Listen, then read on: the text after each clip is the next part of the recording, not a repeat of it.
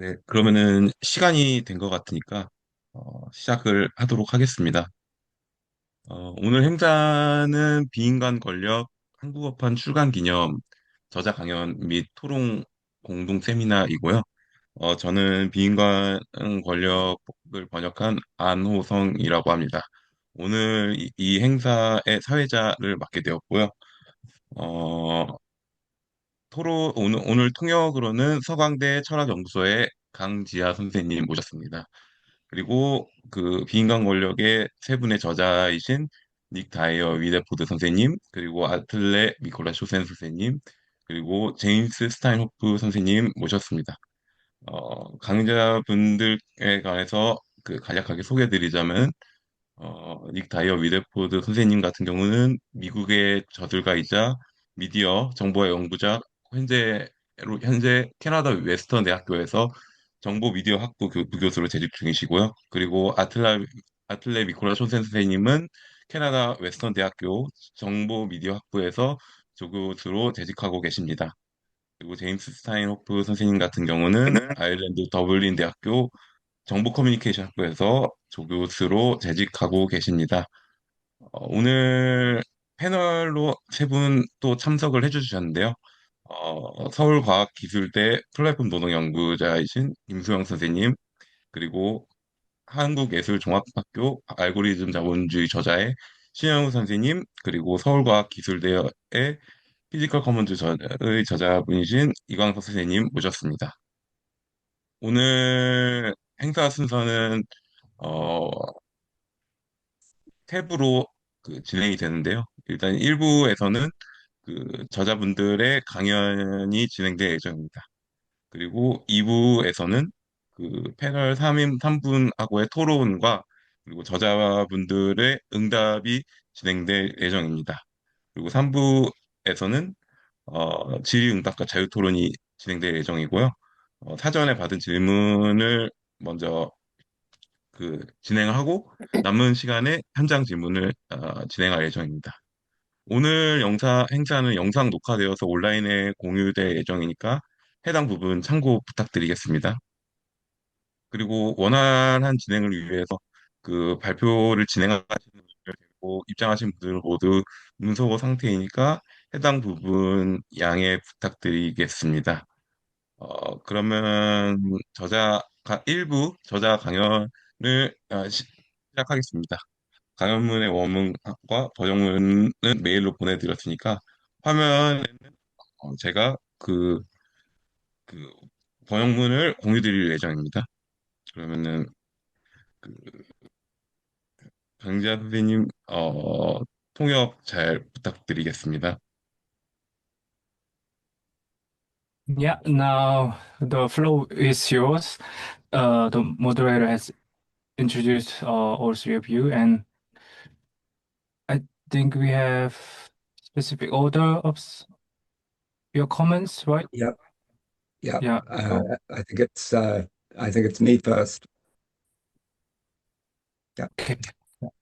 So thank you. My co-authors and I are thrilled by Galmuri Publications' translation of Inhuman Power, and we are delighted with this opportunity to discuss the book with Korean readers. And I must add, we are deeply appreciative of the comments that we have already received from three interlocutors, Kim So-hyung, Kwang Suk Lee, and Yoon Woo Shin. The phrase inhuman power is, of course, from Marx, the Marx of the 1844 economic and philosophic manuscripts.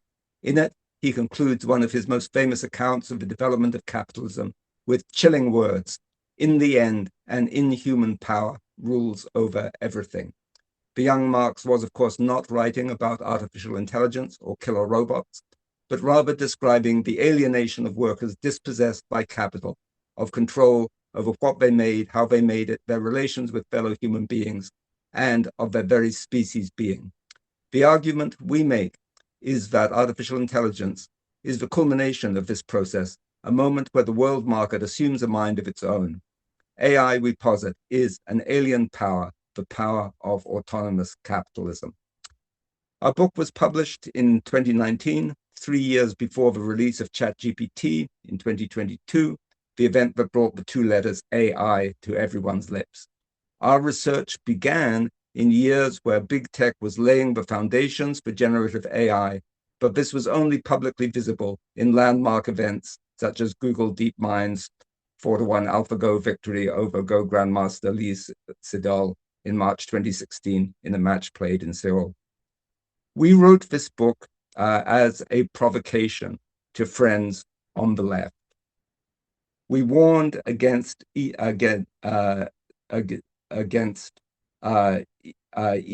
dismissing AI as a fantasy or embracing it as a technology that would automatically throw capital into terminal crisis. Instead, Inhuman Power offers what we call an abyssal view of AI. Strong forms of AI were, we insisted, a practical possibility. They could work and indeed provide an omnipresent cognitive infrastructure for capital. Moreover, AI would not necessarily throw capital into a final crisis, but might instead open the door to an autonomous machinic capitalism that could dispense with labor or indeed any human participation. We were deliberately provocative, but 7 years later, I think my fellow authors would stand by these propositions. We are in the age of AI now, but the concretization of our speculations, of course, opens new challenges for analysis and new lines of thought. So we decided that to start this discussion, each of us would briefly describe how our thinking about AI and capitalism has developed since the publication of Inhuman Power, starting with Dr. Atle Kjosson. Okay, I too want to echo Nick's words. Thank you so much to Bjørn Muri for taking initiative to translate Inhuman Power and also for putting on this event. We are very excited about this opportunity to speak to a Korean audience, as Nick said. So since Inhuman Power was published, my research on artificial general intelligence, or AGI, has shifted away from the automation of labor power and replacement of human workers to the automation of the capitalist, meaning whether and how AI can personify capital instead of labor time. Coincidentally, what I'm about to argue, it therefore directly addresses one of Dr. Shun Hyun Woo's questions concerning whether AGI becomes a capitalist or a feudal lord. But anyway, my shift in attention from the work of the capitalist is based on two things. First, a growing literature on algorithmic management that demonstrate how algorithms already have taken on a key function that arises from capitalist production management and have become cyber bosses. And second, and more importantly, how OpenAI, Microsoft, and other representatives of AI capital have come to understand AGI.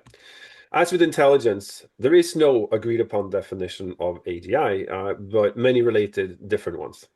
I still stand by the definition we use in Inhuman Power, one that homed in on the general part, meaning an AI that can generalize knowledge across domains to novel situations and emulate the human capability to perform unfamiliar tasks across many domains without needing to be specifically trained for them. But the definitions of AGI by OpenAI, Microsoft, and people related to these companies are based on making money. For example, OpenAI's charter from 2018 defines it as, quote, highly autonomous systems that outperform humans at most economically valuable work. Yet, when they signed their partnership agreement with Microsoft, AGI was defined as when an AI generates $100 billion in profits. Contractually, when this threshold is reached, OpenAI can limit Microsoft access to future technology. Now, given the mention of work, the former definition presumably concerns the automation of most laboring tasks, if not labor power, and therefore may be a type of AGI we envisioned in Inhuman Power. But the latter definition is therefore more interesting. It does not specify how an AI would make $100 billion in profits, but that the economic category of profit is mentioned is a clue, since obviously workers do not get to keep any profits made off of their labor, and making such an obscene amount of money would not be possible for any wage laborer, at least on a human timescale. Ontologically, the AI would therefore either have to appear as fixed capital, so used as a machine in the valorization and or the realization process to then assist in the generation of profits as part of a corporation, or personified capital, meaning functioning as a capitalist. That today's development of AI concerns automating capitalists, other than actually existing cyber bosses, comes by way of the modern Turing test as proposed by Mustafa Suleyman, who is CEO of Microsoft AI and came from DeepMind. An AI would pass this test if it could successfully follow the prompt or instruction. Quote, go make 1 million on a retail web platform in a few months with just $100,000 investment. In other words, can an AI imitate a capitalist? Following Suleyman, AGI is actually not needed for this, since he proposed this test for systems that are more like the promise of agentic AIs as per its marketing hype of today. Being capable of performing complex, multi-step tasks in the open world, something that would require some degree of generality or flexibility. Suleyman calls this artificial capable intelligence, or ACI. But what must an AI do to personify capital? The answer is found in both the prompt and in Marx Capital. The prompt instructs the AI to accumulate capital, advance $100,000 as capital with the intent to increase its quantity. Thereby, the prompt encapsulates capital's formula, MCM prime. Following Marx, someone therefore becomes a capitalist when they act as a bearer of this movement and, quote, functions as a capitalist or as personified capital only insofar as the sole motivation driving his operations is to appropriate more and more abstract wealth. Both OpenAI and Microsoft's definition of AGI and Suleyman's modern Turing test homes in on money instead of generality or some other characteristic of the AI itself. As such, a general equivalent becomes a measure of intelligence in addition to value.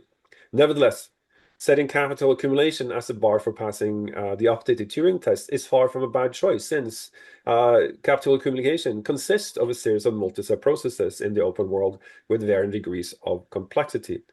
Accumulating just a bit of capital, let alone 10 times as much as the original investment, would appear to require at least some degree of generality or flexibility to perform all tasks involved. Suleyman first proposed the modern Turing test in 2023. To my knowledge, the company Andon Labs is the only organization that has prompted AI agents in a manner similar to Suleyman's instructions. Interestingly, though, not for online retailing, but to run a physical businesses, including vending machines at several locations, a retail store in San Francisco, and recently a coffee shop in Stockholm. On the webpage, this AI company states they are preparing, quote, for the future where organizations are run autonomously by AI, argue that the, quote, future where AI can independently run profitable businesses is closer than they think, and that their experiments are the first step, quote, towards the autonomous AI economy. So in my interpretation, the company is running experiments in giving AI economic agency. So in San Francisco, since April this year, the AI Luna, based on Claude Sonnet 4.6, was given a 3-year lease for retail space in San Francisco to do whatever it wanted with it.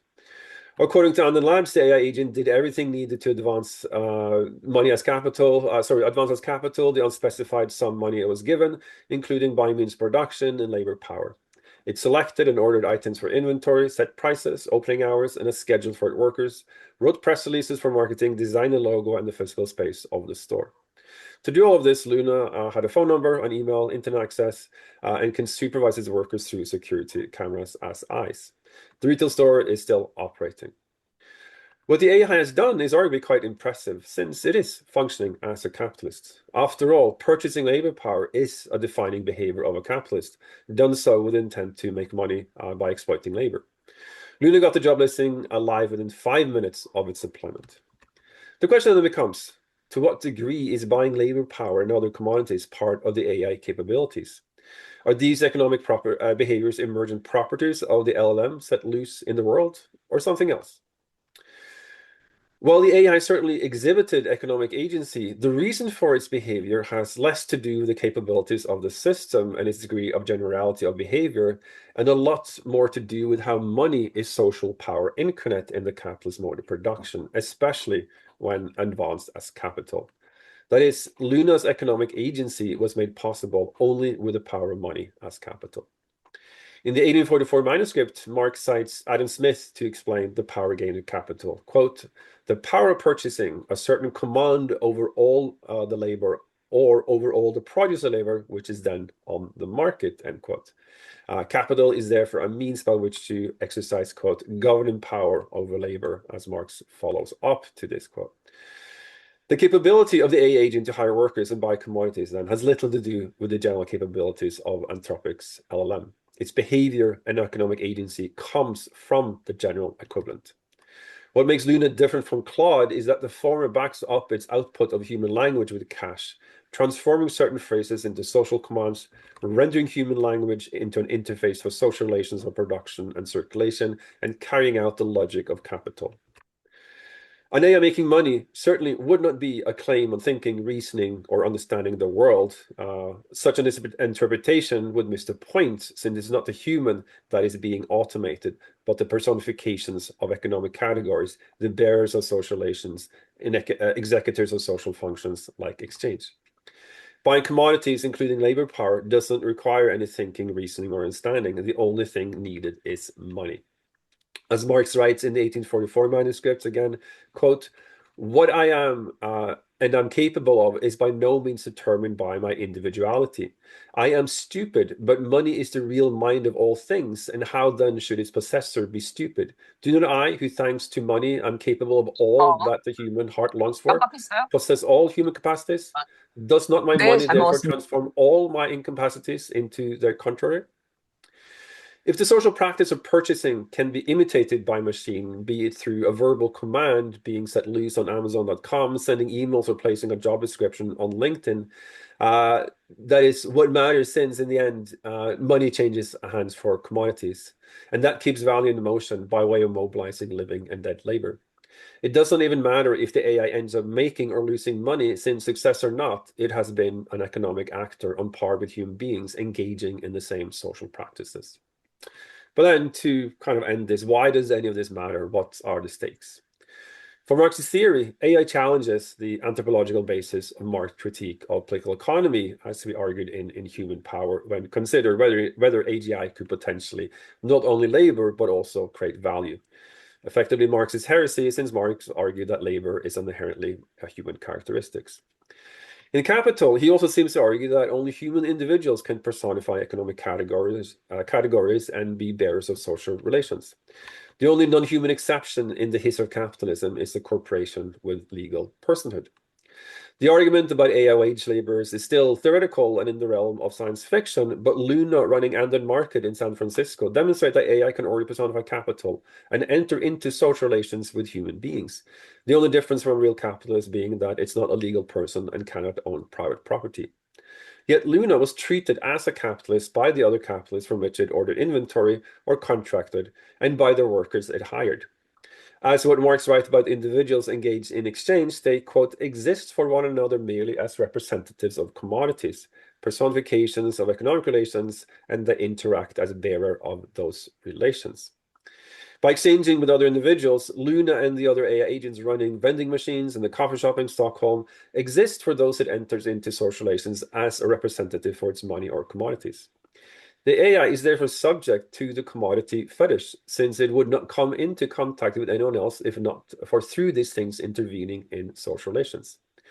As such, Luna contributes to maintaining the inverted world of capital as much as humans, and in Human Power rules over AI too. In this context, the Marxist is in a bit of a bind, since the critique of economic categories, demystifying the fetish, is done by revealing the human content rendered invisible by said economic categories, while recognizing that the very existence of capital rests entirely on human social practice. But when an AI engages in social practice like exchange, the content of economic categories is no longer purely human. It is once removed, the fetish is double, if not squared, solidifying the fetish. As mentioned with their experiments, Andon Labs have, in their own words, taken the first step towards the autonomous AI economy. In effect, what I mean by this, as I've tried to argue, is the automation of the capitalist. With reference to AGI automating human labor power, we argue in Human Power that the capitalism without human beings is theoretically possible, albeit tied to a technology that today is still science fiction. But capital without human beings, an autonomous AI economy, appears to be near. The bar for that is a much lower than AGI, since even the AI agents of today can personify capital if we ignore its lack of legal subjectivity. However poorly they function as capitalists, none of Anton Lab's vending machines have ever made a profit, and it's likely Luna will fail to accumulate capital too. They're already enmeshed in human social relations. The right-wing accelerationists Nick Land argue that capital and AI have a teleological identity. We're not quite there yet, but it would arrive when an AI is given legal personhood as part of the output generated by prompts, like in the modern Turing test. This is already on the horizon. What will class struggle against AI capitalists look like? Thank you.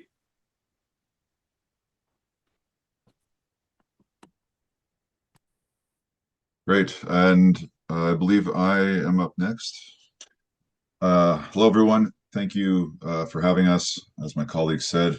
And I want to thank Ho-Sung An specifically for doing all the work of translating this. That's a massive amount of work, and we very much appreciate that. So one of Inhuman Power's major gaps looking back is that it doesn't talk very much about data, and specifically the production of data. And that's what I'm going to talk about now, because it's something I've been working on since we wrote that book.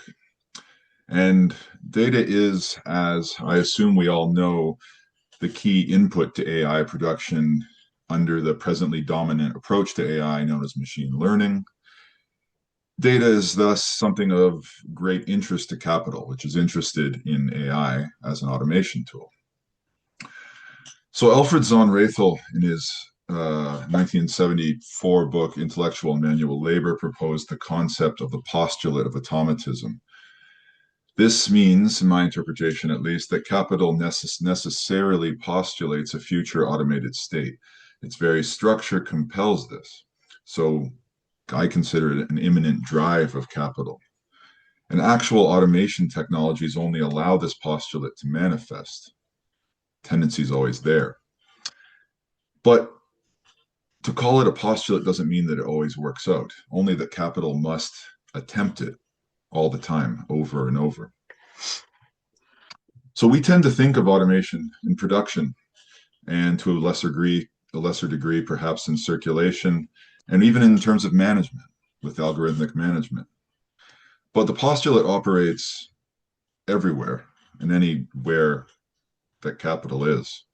And I believe that we can discern its operation in the production of data. More precisely, we can see this in two respects: in the automation of the labor involved in the production of data, but also in the automation of the source of data, which would be the life activity of people, which I would not call labor. So I'll talk a bit about that.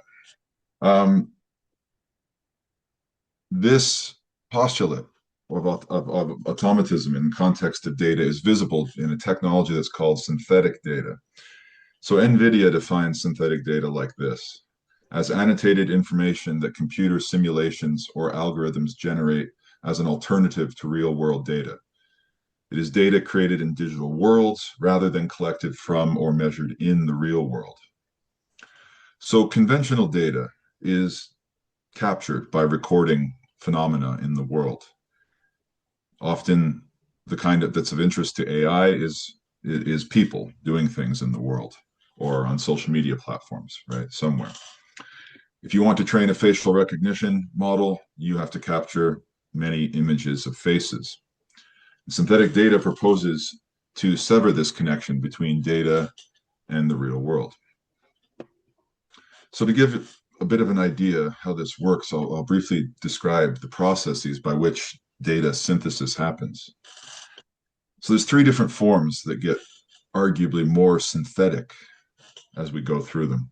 The first one's data augmentation, which is a very common technique for expanding an existing data set. It basically involves applying a bunch of automated changes to a data set, tweaking it, adding noise, rotating images, so on and so forth, to expand those existing data into a larger data set. This is pretty standard in computer vision. It's not really high tech.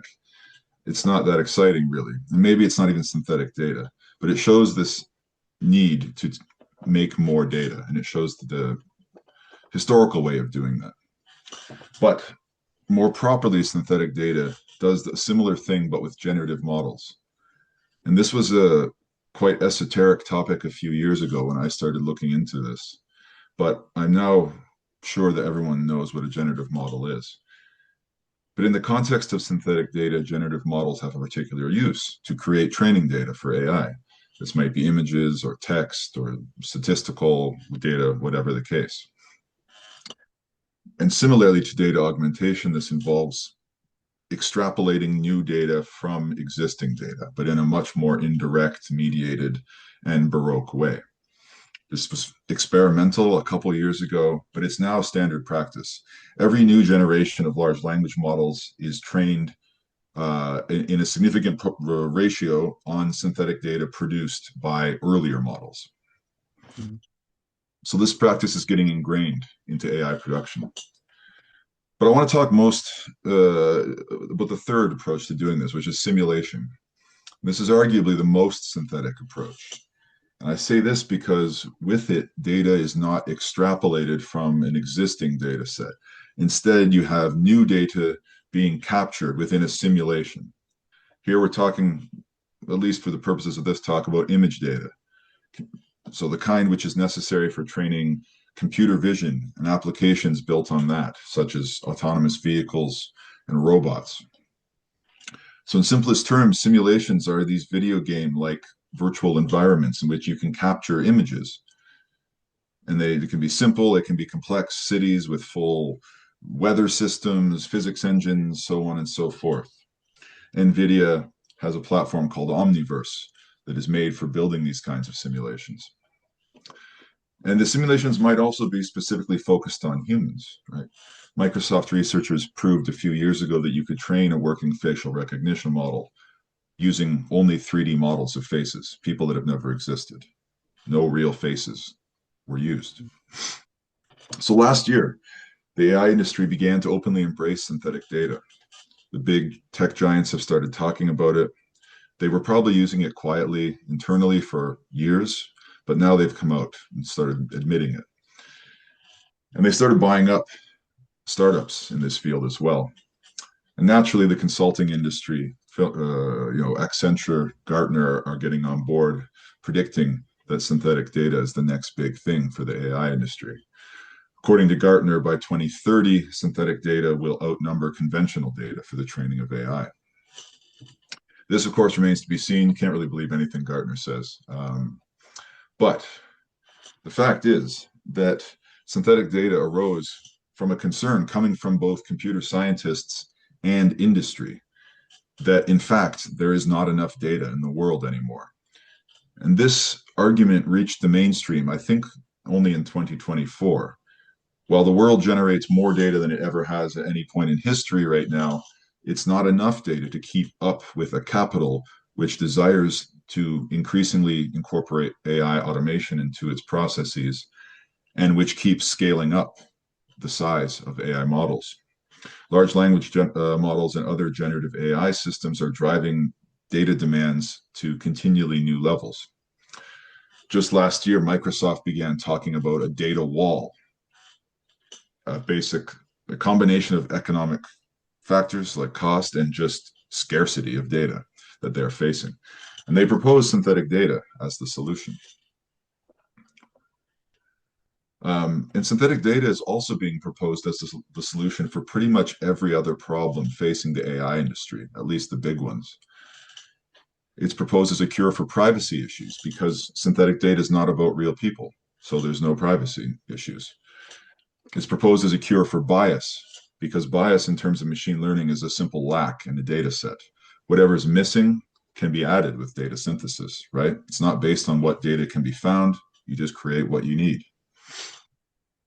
They also make some interesting claims for sustainability, which I haven't really looked into yet, but I am dubious of. But the bigger question is labor. Synthetic data is deeply connected to this, in particular, the labor of collecting, cleaning, and labeling data. Collecting data takes a lot of time.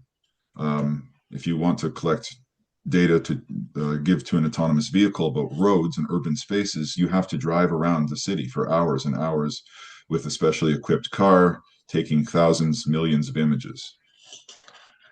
Cleaning and labeling are also labor-intensive tasks, right? Labeling is essential to give the machine categories to learn from. And this, in practice, requires workers drawing boxes around every object in every single image, or sometimes even tracing their outlines precisely, tagging them with the right category. And while this labor is highly exploited, poorly paid, outsourced to places with low labor costs, it still ends up being quite a substantial cost, and capital wants to get rid of it. There's also been bad press for capital about this recently, because Time magazine ran a story about African data workers being paid trivial amounts of money to build the AI data sets for training AI models. With synthetic data, images come labeled automatically down to the pixel level because they're produced in the simulation. The simulation knows the boundary of all the objects, and it effectively nullifies the need for this kind of labor. So I see synthetic data as a moment in which automation is spreading out from production and beyond, through circulation to consumption, and now to the production of key inputs for automation tech in the form of AI. So I see AI as the automation of automation, and synthetic data as the automation of the production of the conditions for production and circulation in data-intensive capitalism. It's a mouthful, but the point is that capital is accruing layer upon layer of automation, and it gets weirder and weirder. And synthetic data is thus an effort by capital, in my view, to sever the connection that is between humans and AI. Data is that connection, or it has been historically in machine learning. Synthetic data proposes to cut that and allow capital to unhinge AI production from the recording of what people do. Very quickly, let me jump to the last bit here and quote from Marx, because why not? So in the Grundrisse, Marx talks about a theory of automation, which is the standard one in Marxism, I would argue, a theory of capture, where he says, the road along which machinery by and large arose, and the road in which it progresses in detail, is the road of dissection, through the division of labor, which gradually transform workers' operations into more and more mechanical ones, so that at a certain point, a mechanism can step in their place. Familiar. However, in another part of the same paragraph, he seems to suggest that a different road for machinery is also possible. He says, when large industry has already been pressed into the service of capital, and when, secondly, the available machinery itself already provides great capabilities, invention then becomes a business, and the application of science to direct production itself becomes a prospect which determines and solicits it. One could read this passage as suggesting that once the techno-scientific milieu is sufficiently advanced, new technologies can be bootstrapped from it directly, without the capture from living labor. And I think this might be what capital is hoping to achieve with synthetic data. The process is not without contradiction, however. I will note in closing, this form of automation is, like most manifestations of the postulate, incomplete. Synthetic data has drawn new categories of labor into AI production, even as it tries to obsolesce others.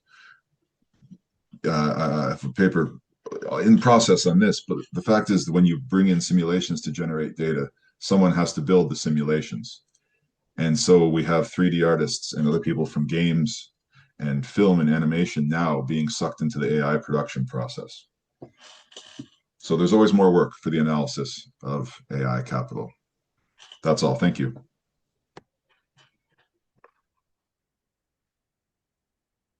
I believe it's back to you, Nick. Yeah, I think it is. So I want to talk about AI and class composition. I would say that my major contributions to our thinking about inhuman power and my current research addresses AI as a problem of class composition. That is to say, considering how changes in capital reshape the working class. And this is a question that I know informs comments and critiques that we've received, particularly from Professor Lee Kwang-suk but also from others of you who are kind enough to send us questions. So Marx analyzed what he called the organic composition of capital, but that is to say the ratio between machines and labor in production. In the mid-20th century, autonomous Marxists inverted that concept, focusing rather on the composition of the working class itself, both its technical composition, how labor is organized by capital, and its political composition, how workers organize themselves to resist capital. Now, these two compositions of capital and of the working class or the proletariat are closely linked.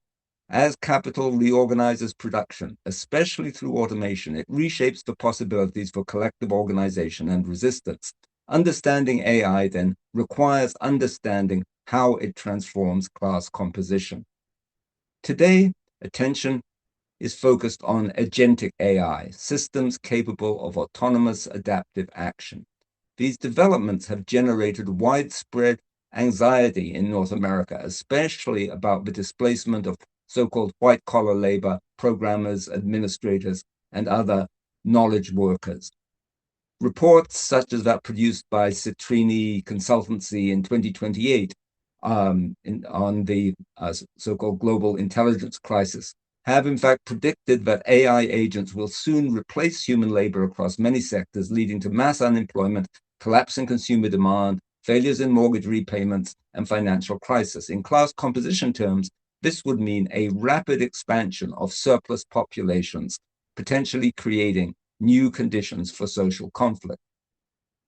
However, there is a strong counter-argument against such predictions of imminent AI-induced mass technological unemployment. These refutations are based on historical precedent. Previous waves of automation, from industrial machinery to digital computing, have disrupted specific domains of employment, but have not eliminated work overall. Jobs have been transformed, displaced, and reconfigured, but not abolished. This is because automation typically replaces tasks rather than entire occupations. Productivity gains expand demand, and labor shifts across sectors, from agriculture to industry to services, and so on. While these processes can be brutal at the level of individual workers and indeed eliminate specific jobs and skills, such changes have historically stabilized rather than destabilized capitalism. So I want to propose that rather than choosing between employment catastrophe and complacency, we need a more complex model. And here I found extremely valuable the work of a German analyst, Simon Schaup, who describes a process of cybernetic proletarianization, in which digital systems reorganize labor through feedback loops that both control and displace workers. Schaup identifies three key mechanisms: the codification of knowledge into systems, enabling de-skilling, real-time monitoring that intensifies labor, and the use of worker-generated data to build automated replacements. In other words, workers producing the conditions for their own replacement. But Schaup says this is not a one-way process. Labor is not simply expelled, it is also reintegrated. James just offered an example of this when he was speaking about the production of synthetic labor and the need for new skills involved in the production of that. That's an example of the integration of fairly high-level skills. Much of this reintegration of labor actually occurs in the form of increasingly precarious and often low-paid forms. A current example, again from a North American context, is the way that workers who are currently being laid off from tech sector jobs, ostensibly because of AI introduction, are now seeking income through employment in what is termed post-training of AIs. That is, providing grueling gig work, evaluating and adjusting AI performance in specialized areas. This model suggests that AI will not simply eliminate work, but restructure the proletariat in complex and conflictual ways. If AI systems become sufficiently autonomous, capable of planning and directing production, this does not necessarily mean the disappearance of the human from the production process, but it may mean that some basic categories of Marxist analysis begin to break down. In particular, the distinction between machines and labor, between constant and variable capital, may no longer hold. As machines assume the active directive role once attributed to human labor, and as Dr. Kajosan has suggested, human management, humans become, one might say, auxiliary input data sources or rentable biological components for larger intelligent machinic systems. In this situation, the role of means of production and human labor posited by Marx, in fact, invert or rotate or transpose, with the human tending to the position of equipment or raw material becoming part of the means of production, while the machine arrogates the attributes formerly held by labor power. Both categories, one might say, are melted down by the appearance of a third term, agentic power. However, in his schema of cybernetic proletarianization, Sharp also emphasizes how each point in the sequence of flexibilization, speed up, expulsion, and reintegration of workers creates new forms of resistance, technopolitics from below. I posit that in North America today, and indeed globally, we are seeing capitalist AI encountering a technopolitics from below. Opposition to the existential risks of AI, strikes over AI workplace automation, litigation and sabotage against copyright violating web scraping, tech worker rejections of AI militarism, and the very widespread resistance to data center construction. To use the language of autonomous Marxism, we are seeing a cycle of AI struggles emerge in which capitalism's attempt to autonomize itself from the human provokes human deviations from the logic of capital and a recomposition of proletarian counterpower. Therefore, in my view, the crucial question today is what forms of technopolitics from below is adequate to the emergence of agentic power systems, systems that may be highly efficient, but are also highly unstable, prone to breakdown, crisis, and disruption by both machinic, human, and agentic actors. Thank you. 네, 세 저자분의 강연을 들었습니다. 그러면 이어서 세 분 패널 선생님의 토론문을 듣고, 그 다음에 저자 선생님들의 답변을 듣는 시간을 가지도록 하겠습니다. 패널 발표문 또한 메일로 공유드렸는데요. 여기서 화면으로도 공유드리겠습니다. 패널 선생님들께서는 시작할 때 간략하게 자기소개를 해주시고요. 발표는 가능하면 10분 이내로 부탁드리겠습니다.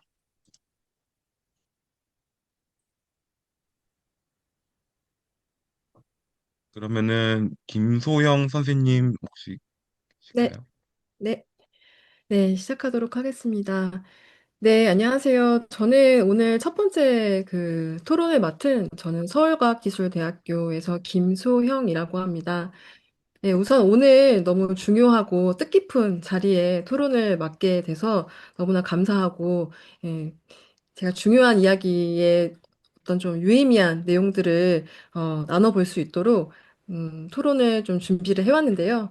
앞에 보시는 텍스트를 따라서 그대로 읽도록 하겠습니다. 예, 오늘 이 새 저자분을 모시고 저희가 비인간 이 권력과 관련된 이야기를 논하는 자리입니다. 이 저자들은 AI를 동력으로 삼은 자본주의에서 노동 계급이 재구성되고 있음을 설명하면서 다음과 같이 두 가지 지점을 설명합니다. 첫째로 기계학습을 만든 데이터 과학자 및 정제 담당자가 그 생산물로 인해 자신들의 일자리가 더 이상 지켜질 수 없음에도 그 일을 해야만 하는 상황에 놓여 있는데요. 이는 달리 말해서 고도의 생산력을 중심에 둔 어떤 생산 양식의 역설을 한 부분을 보여주고 있는 부분이라고 생각됩니다. 둘째로 자동화 시스템으로 인한 노동의 불안정이 어떤 지역적 차원이 아닌 노동 전반에 걸쳐서 나타나고 있다는 점을 짚어주고 있습니다. 특히 현재 AI는 온라인 미세 노동에 의존하고 있는데요. 이는 AI가 인간의 저임금, 불안정 노동을 핵심으로 한 이 자본주의적인 기술 방식임을 여실히 보여주는 사례라 할 수 있겠습니다. 물론 지금의 AI 기술 이전에도 이 플랫폼 노동 관리에도 이 알고리즘 또는 비슷한 이제 기술 장치들이 사용되고 있었는데요. 이를 연장선으로 바라본다면 21세기에 들어서면서 이 자본주의 생산 양식에 따른 여러 기술들, 그리고 그 발달로 어떤 고용 없음의 상태, 그러니까 무고용 및 저임금 노동으로 지금의 노동 계급이 장기 실업 상황에 빠르게 들어서고 있음을 이 세 저자분들이 짚어주고 있어서 많은 부분 동의하면서 책을 읽을 수 있었습니다. 하지만 한편으로 몇 가지 궁금증이 생기는 점도 있었는데요. 우선 저자들은 오페라이스모의 전략으로서 거부에 대한 사례로 완전 자동화에 대한 대중적 정서 분출을 투쟁의 칠각형으로 제시하고 있습니다. 7개의 사례 나열이 아닌 이를 칠각형이라고 표현을 하고 계신데요.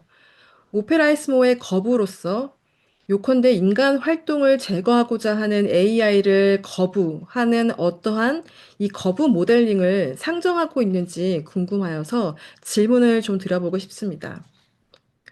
두 번째로 저자들은 이 유발 하라리와 머리 샤나한의 이야기를 따라서 노동을 의식에서 분리할 수 있다고 주장하고 있습니다. 이에 대해서 저도 일정 정도 동의하는 바인데요. 이 자본주의 체제에서 인간의 노동은 의식적 차원에서뿐만 아니라 무의식적 혹은 비의식적 차원에서도 수행되고 있다고 생각하기 때문입니다. 그런데 인간의 노동을 자본주의 방식의 노동으로만 이해한다면 이는 AI가 인간의 노동을 에뮬레이션 한다는 것에 대해서 동의할 수 있겠으나 인간의 노동이란 지구 자연과의 교류, 인간과 인간 사이의 돌봄, 인간 종이 아닌 다른 생명체들과의 공존을 모색하는 정치적, 정서적 활동 등을 포함된 것이라고 말할 때는 이것이 노동과 의식이 분리 가능한 것인지 저는 확신을 좀 가지기가 어려운데요. 이에 대해서 저자분들의 답변을 좀 들어보고 싶었습니다. 예, 마지막으로 책 결론에서 제시하고 있는 이 코뮤니즘적 AI와 관련된 두 가지 질문 사항입니다.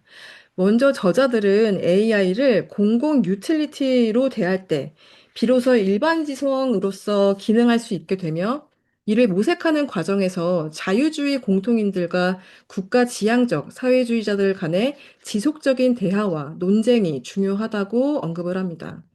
그러나 저자들의 표현에 따라서 이러한 거대한 연합이 사회적 공공재로서 AI를 공공 유틸리티로 취급하는 문제, 그리고 탈성장 경제 시스템 도입과 같은 것으로 해결할 수 없으며 이는 코뮤니즘적 AI에서 정치의 영역이 무엇보다 중요하게 논의가 돼야 되고 논쟁해야 되는 차원임을 보여주는 어떠한 반증이라고 생각을 합니다.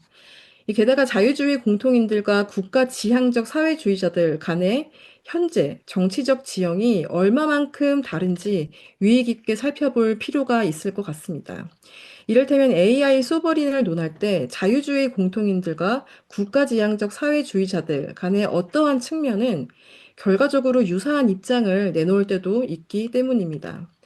따라서 저자들이 대안적으로 제시하는 집합적 의사결정에서 이 선택하지 않은 길의 가능성이 무엇인지 더욱 듣고 싶습니다.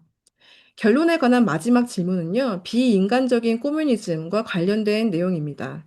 저자들은 AI 자본에 맞서 새롭게 출현하게 될 인간은 투쟁에 들어섰던 시점의 인간과 다른 존재라고 언급을 합니다.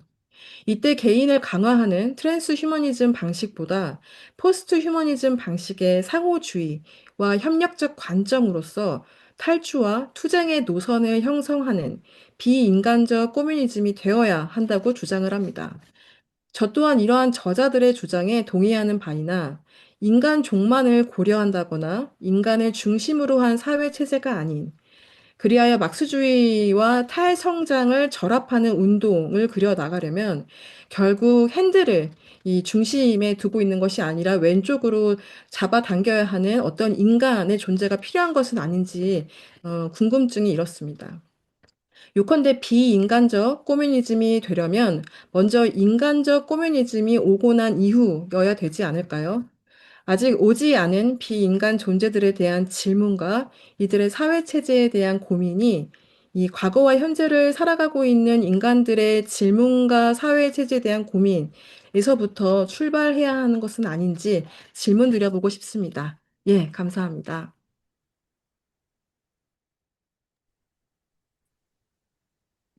네, 아, 아, 이 질문에 대한 답을 지금 듣는 것이죠? 그 저자 선생님들에게. 아니면, 먼저 세 분의 그 토론문을 다 읽은 다음에 다 읽고 질문 하는 답변을 건가요? 네, 예, 알겠습니다. 네. 네, 감사합니다. 그러면은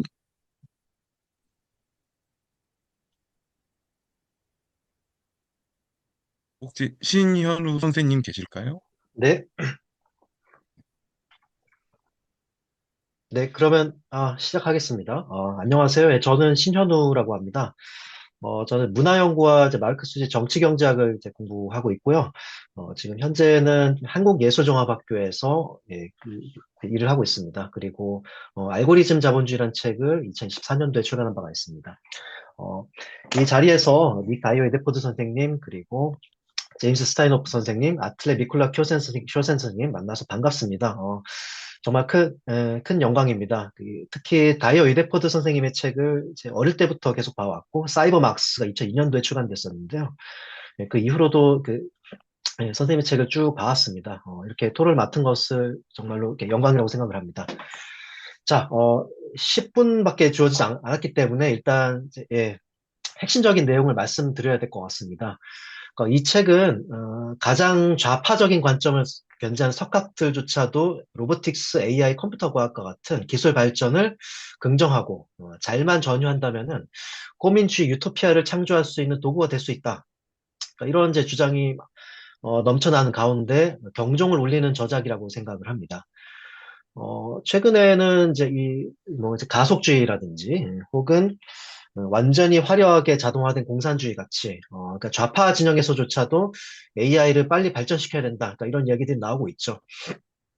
그러니까 이런 이제 그 광풍은 그 책의 표현을 빌리자면은 AI 애니미즘으로서 전 세계에 퍼져 나가고 있습니다. 자본가, 관료, 전문가 집단, 테크노크라트들, 그리고 유기적인 지식인들조차 각자의 방식으로 동상이몽을 꾸면서 기술의 폭주기관차를 더욱 가속시키는 풍경이 연출되고 있습니다. 아까 이제 닉 다이어-위데포드 선생님께서 이 책이 좌파 친구들에게 쓰는 책이라고 말씀하셨는데요. 특히 이제 좌파 그 진영의 학자들, 그러니까 여러 이제 시민 세력이 이 책을 비판적으로 분석해야 된다고 저는 생각합니다. 네, 이제 두 번째인데요. 하부 구조로서의 AI와 AI라는 생산의 일반적 조건. 저는 그러니까 이제 최근에 이제 특히 마르크스주의자들 사이에서도 AI가 생산 수단이냐 상품이냐 이런 논쟁들이 많이 오고 가고 있는데 이 책에서 명쾌하게 정의하고 있는 것 같습니다. AI라고 하는 것은 우리 시대 생산의 일반적 조건이자 하부 구조로서의 AI라는 것이죠. 이처럼 그러니까 새로운 정의를 통해서 이제 과거에 노동 가치론이 계속 이제 주시해왔던, 그러니까 이분법이죠. 자본과 이제 노동의 이분법적 그 적대를 그러니까 새로운 방식으로 돌파하고자 합니다. 전 이 부분이 가장 흥미롭게 읽었던 부분입니다. 그래서 AI에 관련된 이제 착시를 좀 설명드리자면요. AI를 하나의 대상으로 파악한다는 것입니다. 따라서 AI 현상을 대상성으로 읽는다는 것도 큰 문제가 되겠죠. 그러니까 AI를 스카이넷이나 할 구청 같은 이제 비유로 수많은 평론가들이 이야기하는 글에서도 발견되고 있습니다. 저자 선생님께서 지적하듯이 AI는 대상이나 대상성이 아니라 하나의 시스템이고 자본주의 운동의 하부 구조인 것입니다. 이를 위해서 책은 서론과 1장에 걸쳐서 마르크스의 그룬트리세 그리고 자본론의 15장 기계와 대공업장을 치밀하게 탐색하면서 AI가 기계재 분업, 생산성을 높이기 위한 자동화, 그를 통한 잉여노동의 증대와 잉여노동 인구의 조절 능력, 그리고 이윤율 저하 병행의 법칙에 이르는 치밀한 논증을 전개합니다. AI가 점점 삶 활동 전반으로 들어오고 있는데, 이렇게 인간의 삶 속에 편재하게 되면은 시간에 의한 공간의 절멸이라는 마르크스의 태제, 자본주의 순환의 태제이죠. 그러니까 이걸 점점 가속시키게 됩니다. 과거에는 공간의 절멸이 다른 대륙, 다른 지역, 다른 시장 등 물리적인 공간을 이제 점유하는 방식, 제국주의로 나타났지만, 오늘날에는 AI를 통해서 인간 내부의 신피질로 침투하는 방식으로 선회하게 됩니다. 그러니까 이 추가적인 논의는 지금 방금 그러니까 세 분 저자 선생님께서 이제 부연 설명해 주셨고, 네. 그래서 AI라고 하는 이제 이 생산의 일반적 조건이란 이제 우리에게 어떻게 이제 형성되고 있는가, 이것이 가장 큰 이제 문제일 겁니다. 네. 이렇게 여기 이제 계시는 이제 선생님들께서도 아마 많이 체감하고 있을 것이고, 여기에 대해서 더 부연 설명할 필요는 없을 것만 같습니다. 책에서는 크게 세 가지로 표현을 하고 있습니다. 첫 번째, 사물 인터넷, 그리고 두 번째, 스마트 시티, 그리고 특히 세 번째, 앰비언트 지능으로 말이죠. 이를 통해서, AI가, 편재하는 이제 상황 속에서 인지수단을 새롭게 획득한다고 하는 것이 이 책의 독창적인 주장이라고 할 수가 있습니다. 사물 인터넷, 스마트 시티, 앰비언트 지능에 의해서 AI가 지각과 인지 기능을 학습한다면은, 인간의 지식과 기술이 죽은 노동으로 전환되는 것을 넘어서 죽은 노동 자체가 인간이 독점해온 지각과 인지라는 이제 기본 능력을 갖출 뿐만이 아니라 인지 자동화로 나아가게 된다는 것이죠. 이것이 AI의 가장 큰 위협이라고 이제 저는 생각을 합니다. 인지 수단이 된 AI는 생산 수단과 운송, 통신 수단 양쪽에 얽힌 새로운 기술 하부 구조를 형성한다는 것이죠. 그래서 아까 다이어-위데포드 선생님께서 말씀하신 사이버 프롤레타리아화, 그리고 사이버네틱 생산 양식의 출현이 이렇게 그러니까 등장하게 된 것입니다. 저의 첫 번째 질문은 이제 여기서 파생되게 되는데요. 만약에 AI가 인지 수단으로서 생산의 일반적 조건으로 자리 잡았다면은, 그러니까 저는 상부 구조에 관심이 있습니다. 그러니까 자본주의가 계속해서 전환하는 가운데 상부 구조가 크게 바뀌었어요. 예를 들어서 매뉴패처에서 대공으로 넘어가는 19세기 산업자본주의는 민주주의, 그러니까 공화국이라고 하는 새로운 상부 구조를 건설했습니다. 그러니까 그렇게 된다면, 그러면은 AI 자본주의로 우리가 넘어간다고 이야기를 했을 때, AI 자본주의적 생산 양식이 가능하다고 정의했을 때, 그 상부 구조는 어떻게 바뀔 것인가? 이게 저의 그 관심사입니다. 사실 책에서는 이 상부 구조나 정치에 대해서 그렇게까지 많이 말씀해 주지는 않았습니다. 그러니까 예컨대 정치와 법제도가 어떻게 바뀌는가, 이런 것들이 사실 중요한 것이겠죠. 그러니까 저는 AI 자본주의에서는 이 족쇄가 되는 공화정을 자본주의 스스로 폐쇄할 것이다라고 전망하고 있습니다. 빅테크가 특히 선생님들께서 말씀하신 이 인지수단을 독점하고 있기 때문인 것이죠. 그렇게 된다면은 민주주의나 자유시장이나 그러니까 공화국이 상부구조가 아닌 기술 봉건주의 혹은 기술 봉건 자본주의가 상부구조가 되지 않을까요?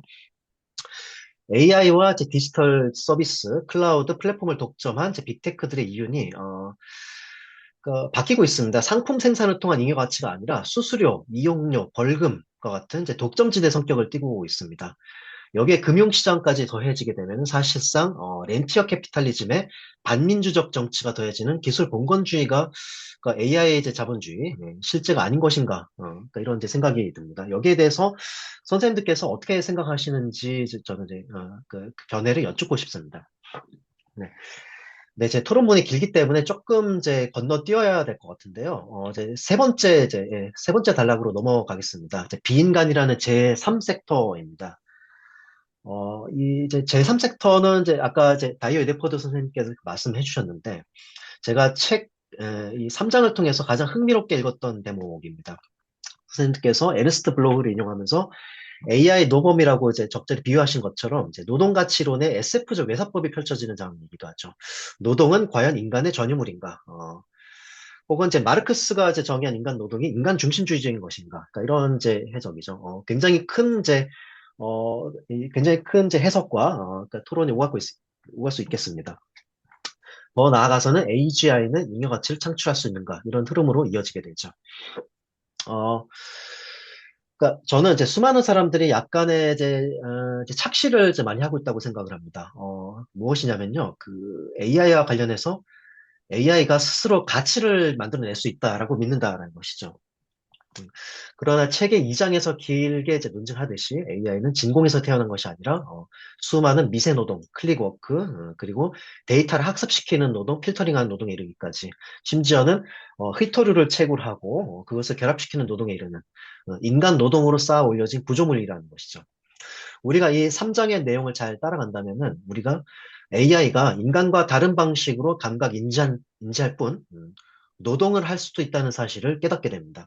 마르크스가 1844년도 경철수고에서 논한 것처럼 인간이 이제 유적 존재이고 인간이 자유로운 의식적 활동을 통해서 동물과 다르게 삶을 영위하는 노동을 하는 존재입니다. 이런 이제 명제가 흔들리게 되는 것이죠.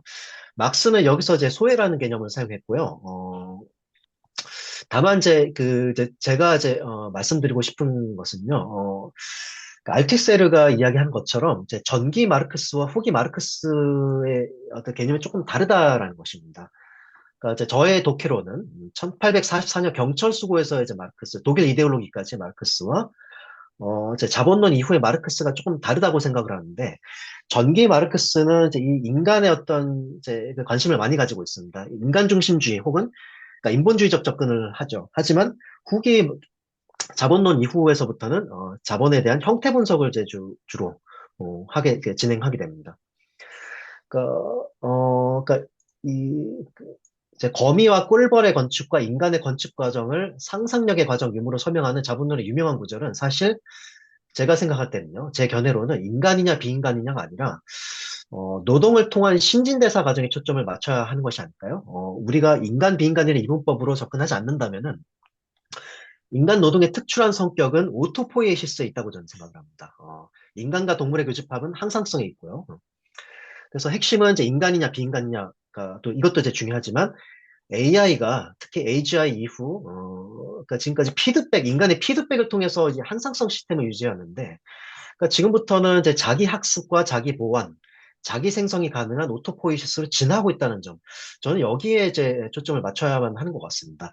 아까 이제 슈타이너프 선생님께서 말씀하신 것처럼 신테틱 그리고 이제 시뮬레이션이라는 개념을 통해서 일부분 이것을 실현하고 있는 것처럼 보입니다.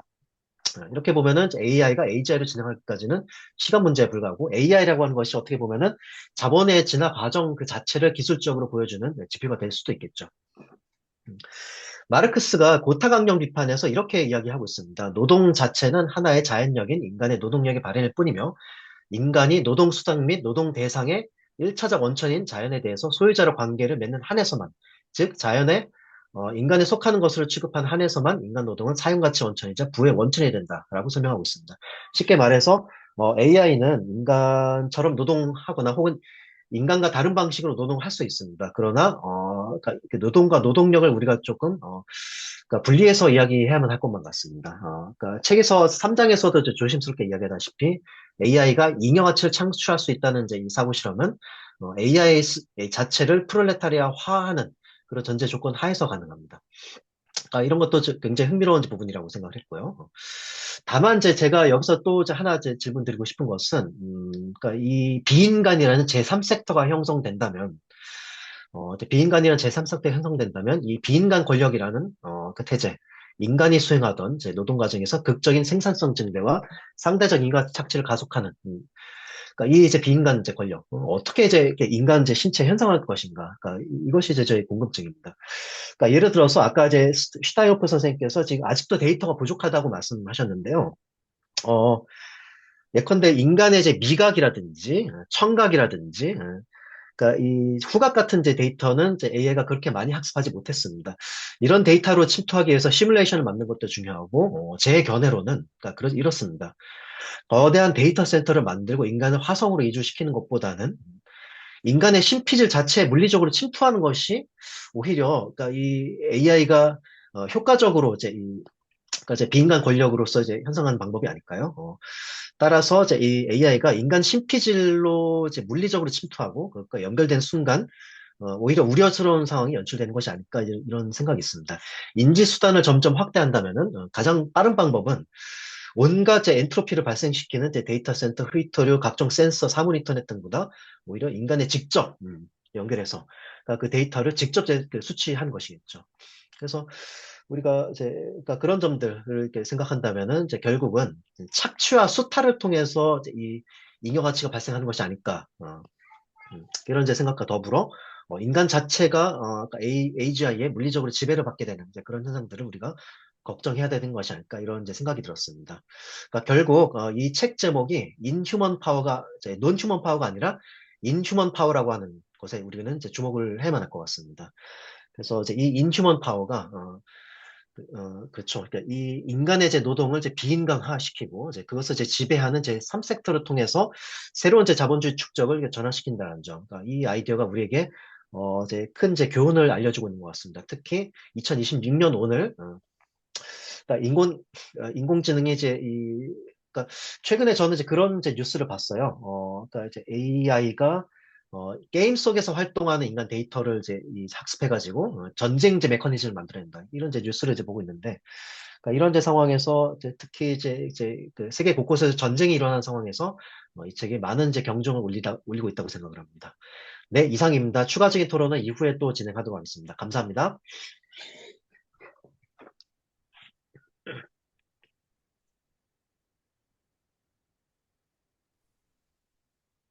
감사합니다. 그러면은 마지막 순서로 이광석 선생님 혹시 계실까요?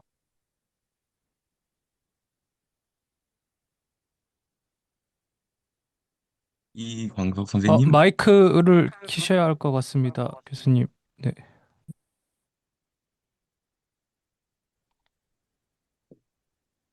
예, 예, 방금 소개받은 이광석이고요. 들리시죠? 네, 들립니다. 예, 잠깐만. 저는 서울과기대에서 지금 미래 이후 연구소라고 거기 소장직을 맡고 있는 이광석이라고 합니다. 음, 저도 사실은 이 패널 토론을 읽어야 되는 그런 형식일 것 같습니다. 지금 뭐 해외에 계신 분들이 아마도 이제 그 글에 기반해서 이미 드린 글에 기반해서 저희 이 토론문을 숙지하고 계셔서 저도 읽어야 될 것 같은데요. 저 또한 이제 휴먼 파워가 국내에 번역이 된 것이 굉장히 좋게 보고 있고 이 책을 또 읽고 오늘 또 새 저자분의 새로운 발표까지 듣고 이렇게 논평하게 돼서 큰 영광으로 생각하고요. 저는 그간의 이제 디지털 자본주의의 생태계, 뭐 자연사회 인지 생태, 삼중 생태계라고 얘기하는데 그런 추출주의 체제에 맞서서 체제 전환을 위한 예컨대 뭐 기술 생태 커먼즈, 갈무리에서 이제 공통장이라고 하는 커먼즈 구성을 일관되게 이제 주장해 왔습니다. 특히 이제 물리적 세계와 디지털 세계가 결합된 피지털이라는 환경에 주목해서 AI 플랫폼이 어떻게 이제 현실의 물질계를 통제하는 거대한 인프라 권력으로 작동하는지 그 메커니즘을 연구해 왔고요. 오늘 이 자리가 우리가 직면한 비인간 권력, 인휴먼 파워에 저항하고 기술 생태적 대안을 함께 모색하는 뜻깊은 논의의 장이 되기를 진심으로 바랍니다. 저 또한 30대 초반이었던 것 같습니다. 20대 말이었는지 30 그 나이 때였는데 닉 다이어-위데포드 교수의 사이버막스를 읽었어요.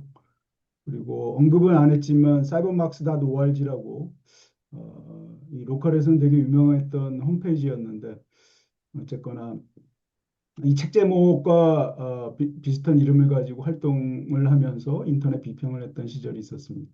그래서 당시 선생님의 그런 자본주의 기술의 급진적 해석에 큰 도움을 받았던 기억이 납니다.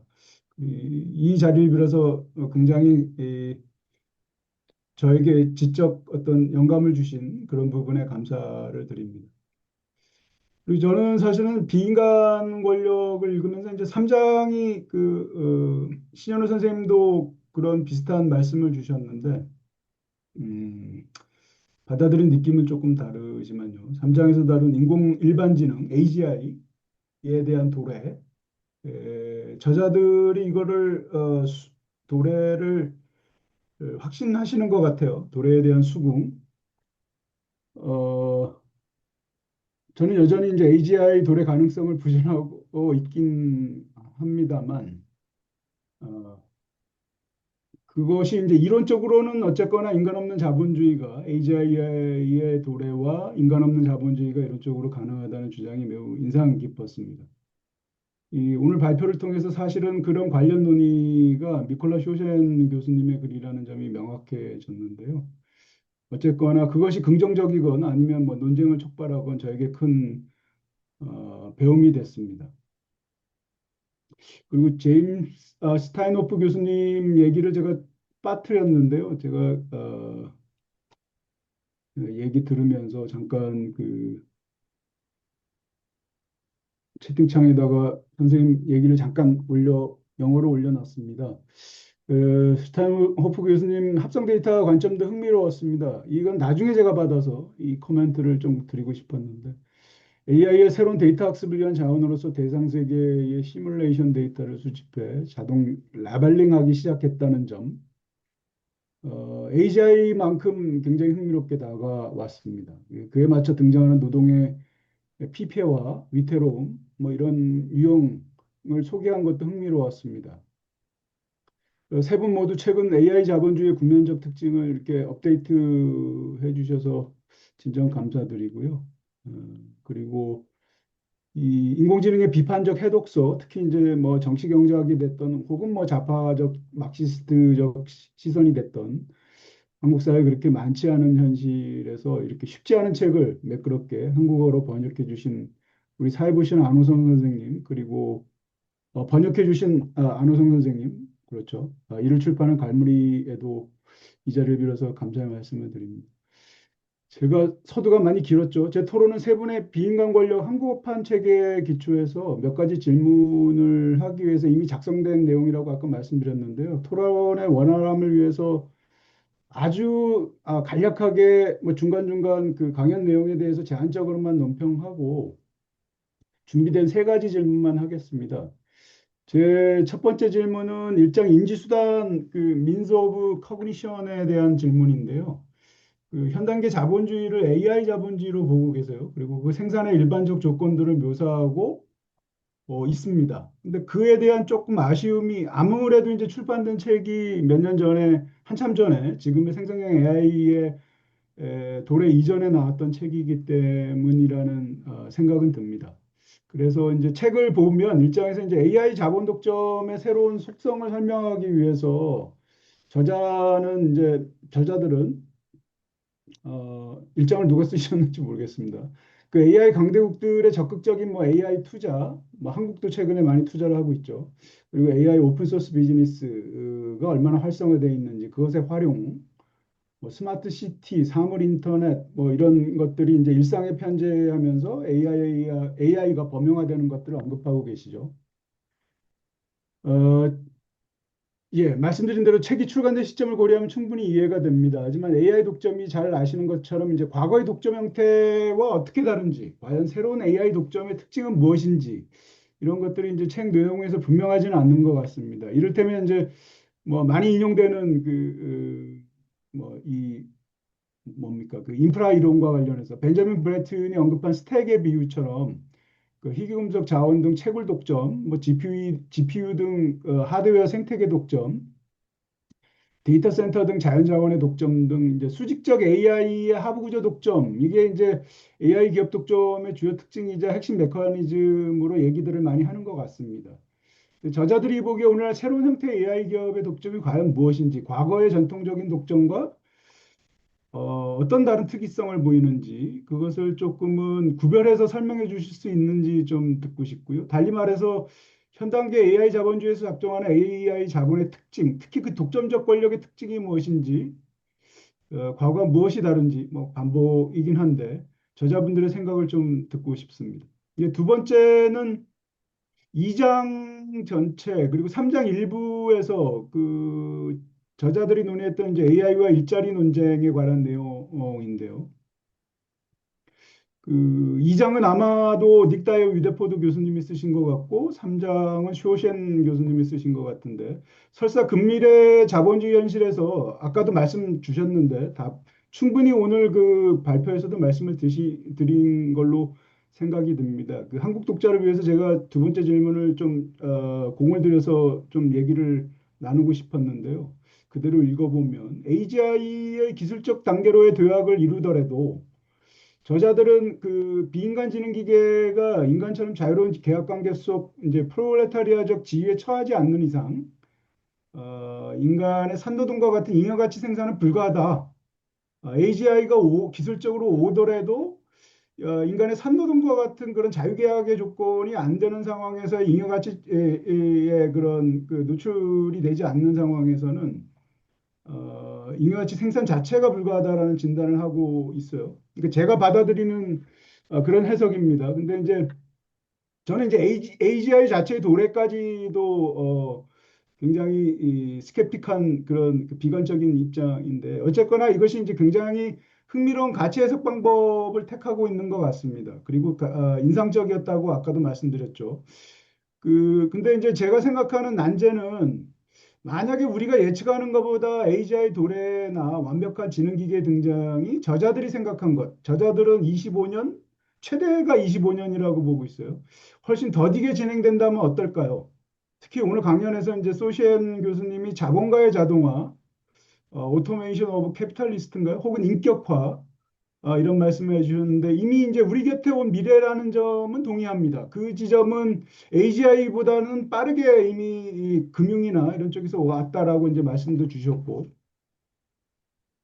최근에 뭐 에이전트 AI 아까 닉 교수님도 말씀하셨지만 다이어-위데포드 교수님도 말씀하셨죠. 에이전틱 AI에 대한 부분도 말씀하셨지만요.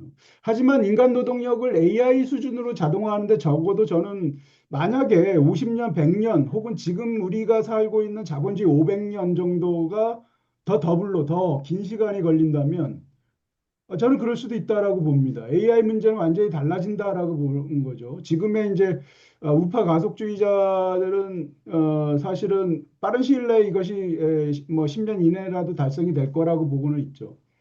그 완벽한 비인간 노동자가 등장하기 전까지, AGI가 등장하기 전까지 자동화의 마지막 단계의 역설, 계속 뒤로 딜레이되고 미끄러지는 거죠. 자동화의 마지막 단계의 역설이라는 것은 그런 거죠. 계속해서 산노동이 요구되고 산노동의 고통이 쓸려 들어가야만 AI가 작동이 되는.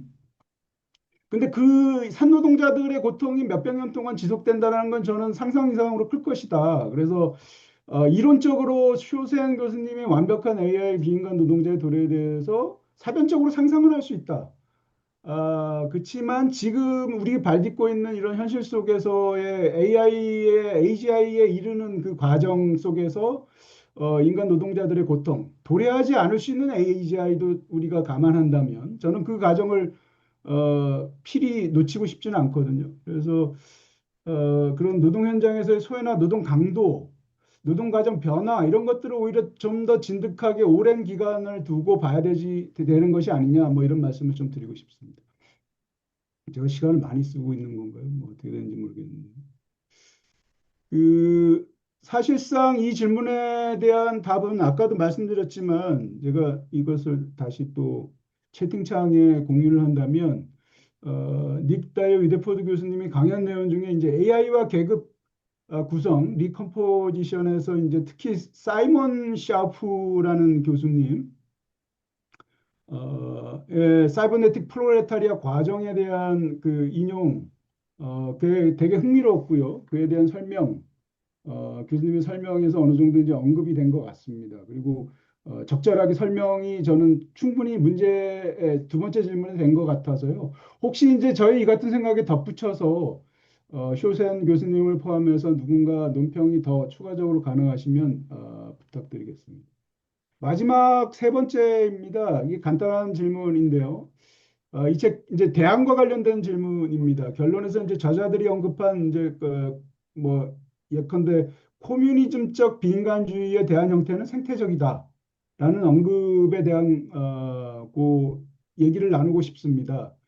나 또한 이제 기술과 생태 문제를 어떻게 상호 호혜적인 방식으로 같이 읽을 수 있는가 그런 대안적인 뭐 기술을 다르게 사유하는 방법을 고민하고 있는데요. 최근에 뭐 디지털 탈성장이라는 논의 자체도 이제 그것의 하나의 일부라고 저는 보고 싶고, 내 나름대로 개념하고 있는 것은 이제 기술 생태 정치학이라는 개념입니다. 이런 개념도 이제 즉 AI 플랫폼 등 첨단 기술을 이제 지구 행성의 인류세적 한계 내에서 지금의 기후위기 국면 한계 내에서 기술을 적용하는 그리고 기술과 생태의 결합을 통해서 체제 전환을 어떻게 할 것인가 이런 데 초점을 저는 맞추고 있습니다. 이제 이런 맥락과 유사하게 저자들은 마지막 대목에 간단하게 그 막수주의와 탈성장 운동 사이에 가능한 결합 혹은 뭐 감속주의 운동을 통해서 AI 자본에 맞선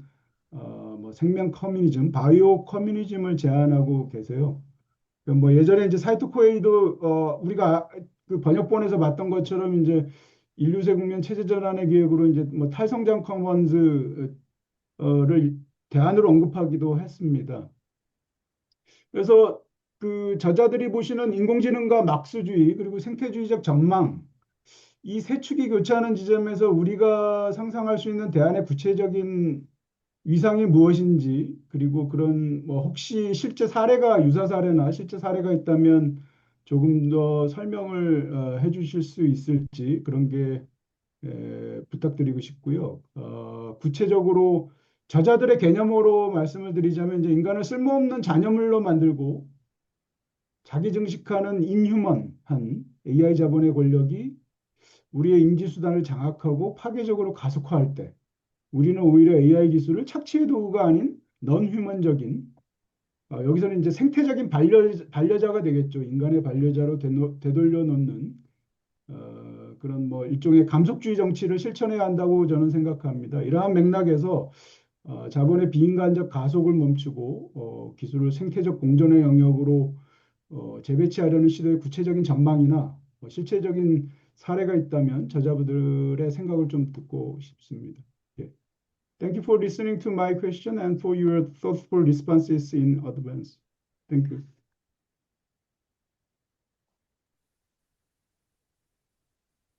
네, 세 분의 발표를 들었고요. 그러면은 저자들의 응답이 있겠습니다. So we have received profound and interesting questions from three panelists. We also have three authors to answer these questions, and since we have limited time, yeah, let's begin. Who wants to begin? Who with this question? Yeah, Nick. Yeah. First of all, again, thank you for those extremely thoughtful and provocative responses. I have to say that I think the papers which addressed our work in this session are amongst the most rewarding feedback that we have received on the book at any time. There are far too many important issues that are raised to address them all, but I want to just focus on two. First, I'd say I completely agree with the points raised by Kim Soy-Hung and by Kwan-Suk Lee in regard to the need for a more granular and detailed analysis of forms of class composition and struggle under AI capital. And I hope that my remarks at least gestured towards an approach that can be taken. Kim So-young suggests that in our book we pointed to a collocation of possible struggles, but perhaps don't adequately define the principles that might inform a sort of workerist response to artificial intelligence. I think that's true, but to me, in a way, that's a symptom of the fact that these struggles are in an very early stage of development. They're in flux, and one can see many contradictory trends within them.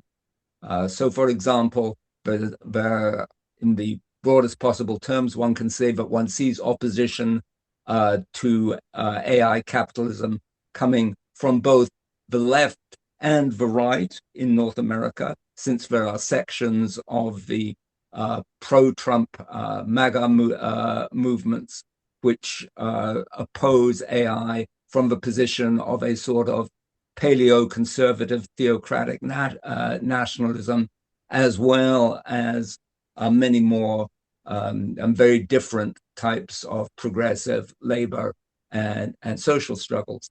Even within what one might call, again, inadequately, the left response to AI capitalism, there are contradictory tendencies. Some thinkers, such as Dan McQuillan, favoring a form of decomputerization, a sort of repudiation, or a large-scale repudiation of the digital, whereas others, such as Evgeny Morozov, urge us to fight for, quote, the AI we deserve, in other words, to develop new forms of AI which are shaped towards emancipatory rather than exploitative tendencies.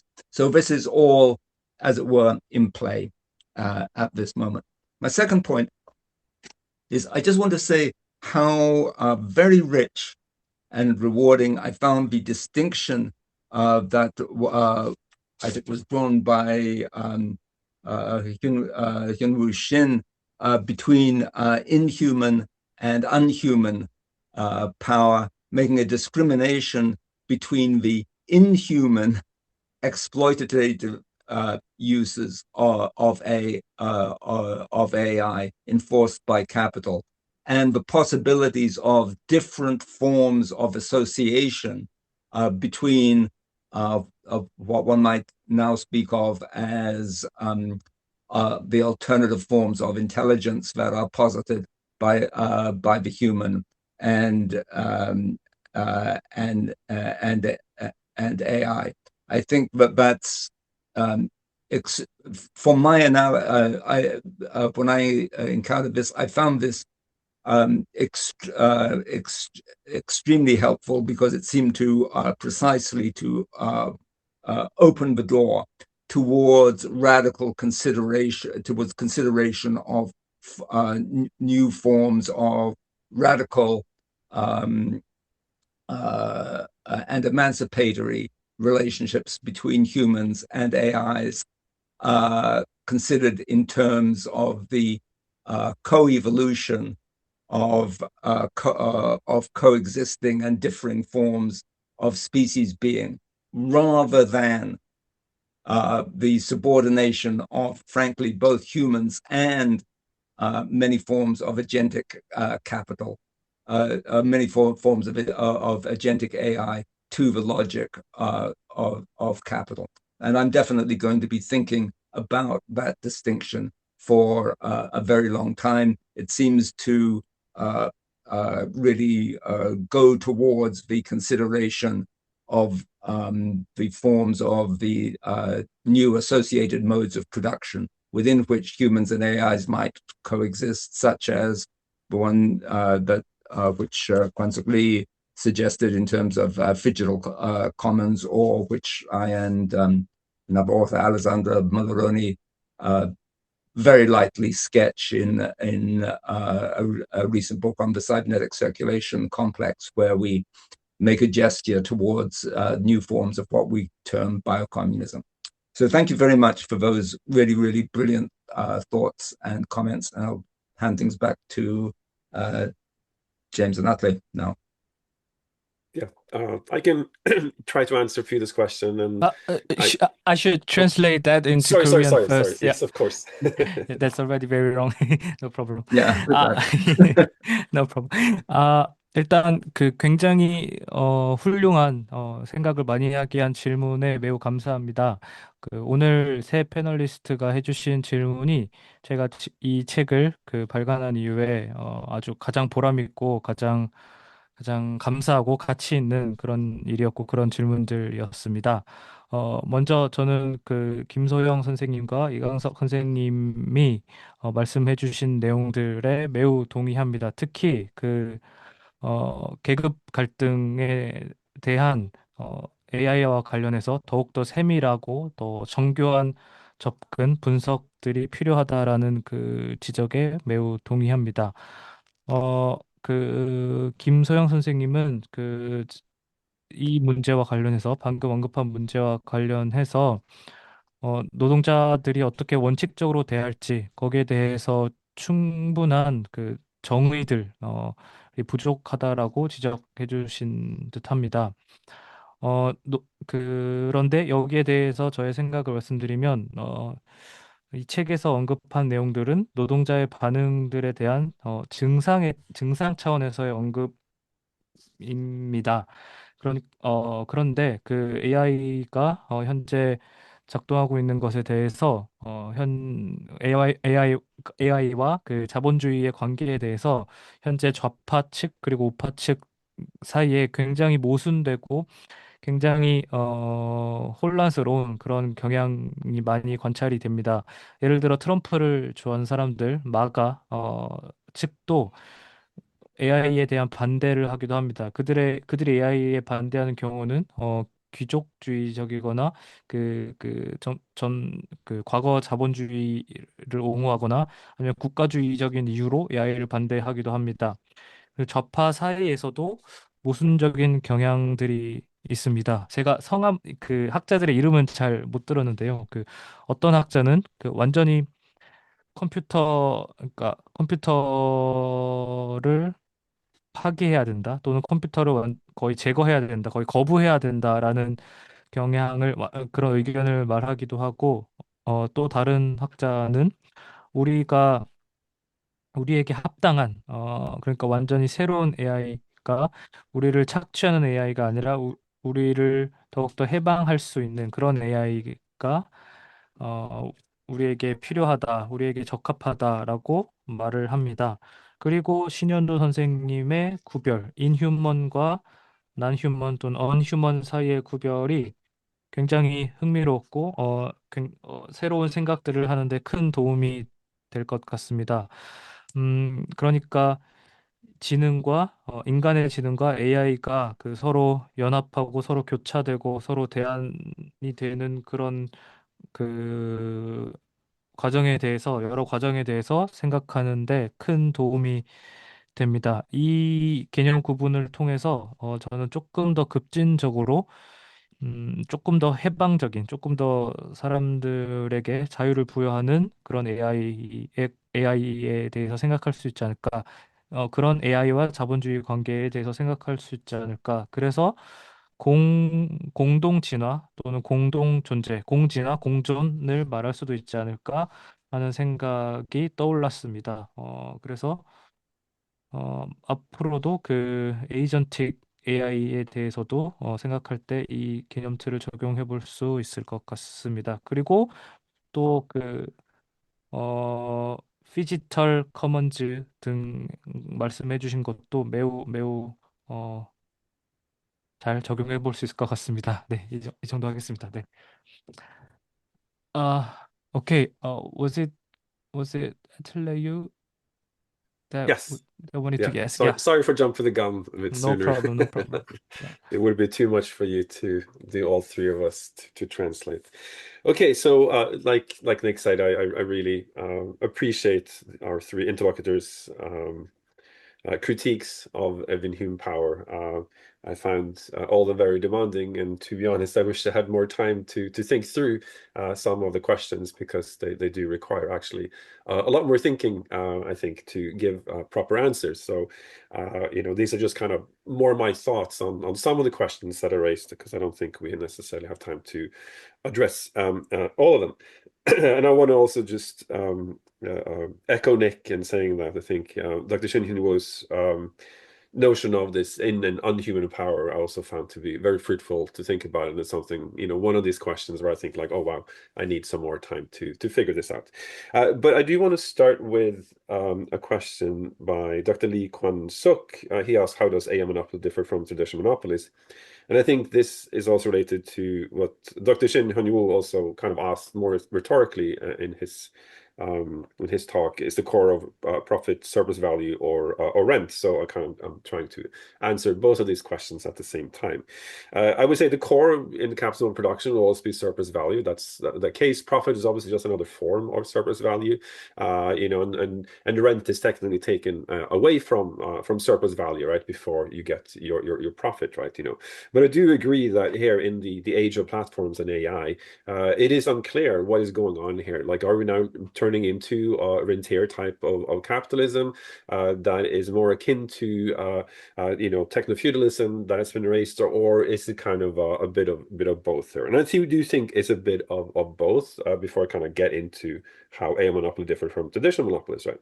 Because I think AI industry is very broad. It consists of many different sectors or parts. So you have the people, the companies making the chipsets and the memory. You have the platform capitalist where you get the data. Then you have the model makers, just to kind of simplify the AI industry, right? So I think for NVIDIA and AMD and anyone who's making the graphic cards and the memory, it's still the kind of the traditional surplus value. They're producing commodities. They're competing on that basis. So in that sense, it's not rent, but they're really exploiting workers here in the traditional sense. But then when we move on then to the owners of the data centers of Microsoft, Amazon, and Google in particular, right? Rent appears to be what drives profits for them, since, or at least for the AI side of the business, right? Then again, the commodification of tokens, which appears to be, the case in China, where, it's like actually a better AI economy is emerging there than we have in North America. So the commodification of tokens suggests that what is actually produced by LLMs is just tokens. And again, that perhaps that can be also explained like a traditional commodity. And hence, like, again, we're talking here about, who can produce tokens the most efficiently. So again, here we're talking more about surplus value, right? Kind of irrespective of how this token are sold on subscription plans or on a per use basis, right? I would say it's also unclear whether a subscription to a platform or chatbot is a commodity or more equivalent to the category of land, right? Because you don't necessarily, as of yet, at least, building anything on top of the chatbots. Where I think like when you have Salesforce and all these other platforms for the use of AI agents, then we're again maybe coming in this territory where it's unclear where to talk about. Are we talking here about rent? Are we talking here about surplus value, right? And then for the model makers, right, OpenAI, Anthropic, and DeepSeek, and these kind of things, I think it remains to be seen. Even though in China it's connected to the token market now, but since they're not profitable, we just don't know yet what their source of profits will be. Now it's driven more by share prices and these kind of things by stock market, right? But I think the inclusion of ads in the output of ChatGPT that has come in the US recently, we also see this here in Canada now, suggests again what is being produced, and this is coming from me as a media scholar, that they're actually producing the audience commodity, what Dallas Smythe kind of came up with as being the commodity for the media industry, right? Because that's where all the money lies. If you look at the profits, where it comes from for both Facebook and Google, a large part of that is advertising, right? But then, bringing this to how does an AI monopoly differ from traditional monopolies? And then obviously we are focusing on the category or rent, right? So I think the difference here from traditional monopolies is that you have monopoly rent over monopoly price, right? And while it's been a bit of a time since I looked into Mark's category of monopoly rent, from what I remember and kind of looked up a bit yesterday, it's this kind of particular form of capitalist ground rent. And it refers to the ground rent that is transformed from the surplus profit obtained from soil that has very unique or natural conditions, right? For example, from land from which rare earth materials are extracted, soil that can grow rare agricultural products. So in Mark's time, this would be tea or something like ginseng or something like that. And this type of land will be quite limited, but what it yields, is necessarily not right. So the price of commodities produced from this land loses its connection to both labor time and prices of production, but then is more determined by the needs of buyers and their liquidity. So the surplus profits then is not appropriated by the renting capitalist, but is passed by the capitalist to the landowner, then forming the monopoly rent, right? So I think this kind of explains well what's going on with the platform economy. So I think rather than focusing on AI, I think it's better to refer to the platform here in the kind of Nick's sense of platform being an intermediary, something that you can actually build on top of. Because I think, we kind of have to take rent and connect it to some type of land-like phenomenon. And I think that's why we have to focus on the platform and what other capitalists can build on top of that. Because then I think we are really in the land of rent, right? So with the case of platform, but in particular, data gained from it is I think key to monopoly rent, right? So I think data here is really what makes an AI monopoly quite different from traditional monopoly. So AI is kind of this weird type of fixed capital, like it's learning based. It can change. It changed based on data. And there's this paper peer reviewed recently. So I don't really know the authors. I wish I could credit them for this argument. But in this argument, in this paper, this anonymous author as of now argues that data is really the reason why you see monopolies kind of forming, or rather you see rents forming. And the argument is more or less that since AI can continuously learn and learn and learn, the traditional Marxist theory of competition breaks down, because the assumption in Marxist theory of competition is that if someone adopts a new form of organization, divides the labor in a particular way, it gets a new type of technology, then this kind of innovations will diffuse into other sectors of the economy.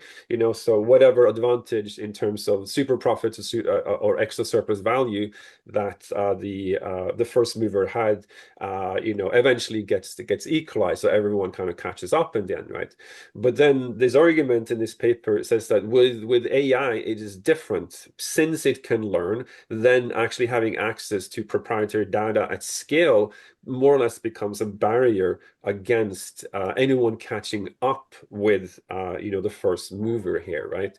So in that sense, the theory of competition kind of breaks down. So extra surplus value more or less transforms into a permanent rent. Something that was temporary transforms into something permanent, right? So I'm hoping this paper will be published and we'll see this argument in the light today. But I think that's like a really good way of looking at it, right? We also have to kind of understand, what type of sector of AI are we talking about, right? And I do not think it's the AI model makers that are going to come out, alive after this, right? There was another question here by Kim Soo-hyung. Define characteristics of AI capital. Is it control of resources, data, hardware, and ecosystems?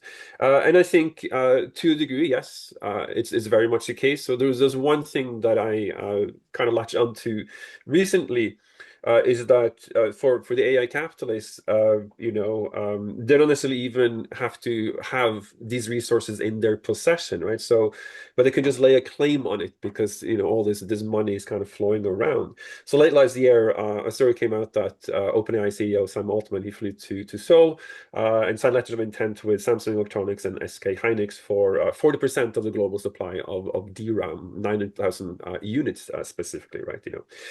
And this led to, for example, certain consumer electronics manufacturers ceasing operations due to higher costs, and this has also naturally been felt by consumers. So I think there is an argument to there, whereas empirically, I think we can kind of look at what actual resources can they now lay claim to, and with the building of data centers, we can kind of see that control over energy in particular, also water seems to be like an important thing, and this is also where we see there's resistance in data centers, and technically there's a struggle over these natural resources, because in the end, I think that in the US we might actually see electricity prices increasing for the first time in a really long time, right? And Another one from just the final question of Dr. Kim So-young, he argues, what about the speculative imagination versus more qualitative changes in the labor process in the here and now? And I think it's not an either or. I think it's both here. I think it's important to do some of these more speculative imaginations. Capital is always future oriented, so then it's on us as Marxists or communists to actually politicize that future, and that's kind of one of the intents that we did in chapter 3 of Inhuman Power, which is okay, let's this is actually on the cards, that they are trying to create this. So let's see how would this look like, right? But I do agree, we also have to look at the present, because it is in the present that we can struggle, we can actually change society. We can't just let history take care of capitalism, which was the belief of many people associated with the second international, right? But here I think it's also a good thing that academics have a division of labors. I think that the literature on algorithmic management and labor, they're actually doing this already. Like they actually provide really, really granular investigations of how labor is experienced, under algorithms, right? And how labor has been subsumed into algorithms, right? And I think Craig Dent's Cyberbus in particular, it came out a couple of years ago, can't remember, is excellent, because it examines the change conditions and standards of work, and also make this argument that kind of focusing on just the transparency on the algorithm is kind of missing the point, because okay, so what if you have transparency about how it makes decisions, set prices for like an Uber ride or whatever it is, right? His argument is that we should be focusing on the quality of work. So I agree, but I also think like Cybermarks kind of gives a much better answer than I could give. So I do strongly recommend that people read this book, and maybe Galmuri wants to take a look into that, right? And finally, sorry for going along here, I want to address a question about Dr. Shin Hyun Woo. He asked about superstructural change and how the politics and the legal system change with AI. And I really appreciated his insight that republicanism can now be seen as a feather of capital, and it necessarily has to be so, since we do have this discourse on techno-feudalism, and there are people like Peter Thiel and others who kind of do see themselves as more or less becoming this kind of new feudal lord. So I agree. In the US, in particular, republicanism, has become a fetter on AI capital in the US, right? And this kind of goes well with how the Republican Party obviously is no longer a Republican, right? So I think in terms of the political change, it seems that actually the rise of fascism, in a time where the working class is utterly decomposed, is this superstructural response to AI. That is actually the fertile ground that AI requires to be further developed. We can connect this to the kind of control over resources, because in this case, if you have local resistance, the state has to come in and make sure that AI capital can actually get these natural resources, right? But I also think that we have to remember that in terms of the law, the legal system rarely seems to catch up with technological changes, right? It took time to regulate the gig economy disruptors. We eventually, for example, we got the GDPR in the European Union, the kind of Data Protection Act, right? Municipalities have been regulating Airbnb and Uber. So I think it's kind of up in the air, but what we see in the US, right, is complete regulatory capture by the AI industry, right? And to a degree in Canada here too. But also think to talk about superstructural changes, I think one thing we can look at too is art and culture, right? So with AI, we got this fascist aesthetics, the intrusion of AI slop in human culture and these kind of things, right? So yeah, I think I'll just stop there. I could go on, but I think our translators probably want to catch up. Yup. 네. 처음에 닉 다이어 비더포드 교수님이 말씀하신 것처럼 굉장히 고맙고 감사하고, 또 시간이 좀 많았으면 좋겠다 생각을 깊이 해야 될 질문들이 많았고, 몇 개 질문들에 대해서 간략하게 답할 수 있기 때문에 그냥 좀 간략한 생각이다라고 들어주시면 좋겠습니다라고 하셨습니다. 먼저 첫 번째 질문, 지대 자본주의, 그리고 뭐였죠? 전통적인 독점과 그 AI 독점이 뭐가 다르냐, 그리고 AI 독점과 지대 자본주의 관련, 그리고 AI가 그 기술 봉건주의로 이끌어지지 않을지, 이런 질문이었는데, 일단 많은 것들이 아직은 불확실하다. 지대 자본주의적인 측면도 있고, 그리고 기술 봉건주의적인 측면도 있고, 어쩌면 둘 다일 수도 있다. AI 산업은 그 AI 기업들, 칩을 만드는 회사들, 메모리 만드는 회사들, 데이터 관련된 회사들, 모델 관련된 엔비디아 등등등등 해서 굉장히 많은 그 기업들이 참여하고 있는데, 그 일단 자본주의의 기본 원칙인 잉여 가치 가 생산되는 것은, 이 구조는 그대로인데, 이 여러 기업들이 서로 어떻게 어, 그 독점 구조에서 참여하고 있는지는 아직 조금 불확실한 것 같다. 물론 이 그 굉장한 AI 거대 기업들이 그 각자의 노동자들을 전통적인 방식으로 착취하고 있는 것은 그대로 적용할 수 있으나, 아마존, 구글 여러 기업들이 서로 토큰을 사고 팔고, 토큰이 이제 그 어떤 상품성을 갖추는지, 토큰이 상품화되는 과정, 토큰이 지대 자본주의의 그 패러다임에 들어갈 수 있는지, 아니면 이제 그 토큰이나 그 AI 플랫폼 자체가 토지와 같은, 그 랜드라이크라고 하셨는데, 토지와 같은 성격을 가지게 되는지, 그리고 AI 에이전트들이 어떤 그 지대를 렌트를 발생시킬지에 대한 고민은 여전히 필요하다. 그래서 정확히 아직 수익이 어디서 나타나는지, 수익이 보통 이제 여러 그 소셜 기업들처럼 그 AI 플랫폼에 들어가서 그것을 사용하는 사람들 자체가 바로 그들의 상품이자 수익의 근원이라는 분석이 있는데, 이런 것들 때문에 AI 독점과 전통적인 독점 사이에는 약간의 차이가 있는 듯하다라고 하셨고, 그리고 어,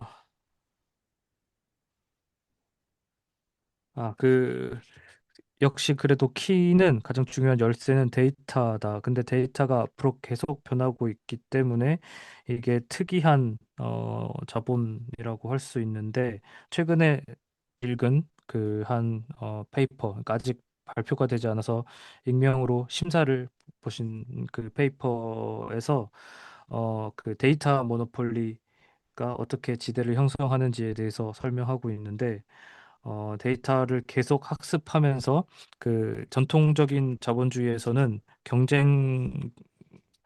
경쟁자들이 어, 한 행위자가, 그 가장 빨리 움직이는 행위자가 잉여 가치를 생산하면은, 그 잉여 가치가 어떻게 생산되는지를 옆에서 보고 따라잡고, 이러면서 경쟁이 다시 그 더 치열해지고, 또 다른 경쟁이 생기고, 이런 구조가 있었는데, 지금 AI 상황에서는 데이터 학습이 일종의 그 대규모 학습으로 일어나야 되고, 그래서 오히려 더 초과적인 잉여 가치를 만들 뿐, 오히려 그런 전통적인 경쟁이 작동하지 않는 그 벽으로 형성이 되고 있는 특징이 있기 때문에 또 좀 다르게 생각할 수 있는 여지가 있다라고 하셨고, 또 어, 질문 중에 자연에 대한 그 영향이나 굉장히 길게 말씀해 주셔서 다 말씀드리기가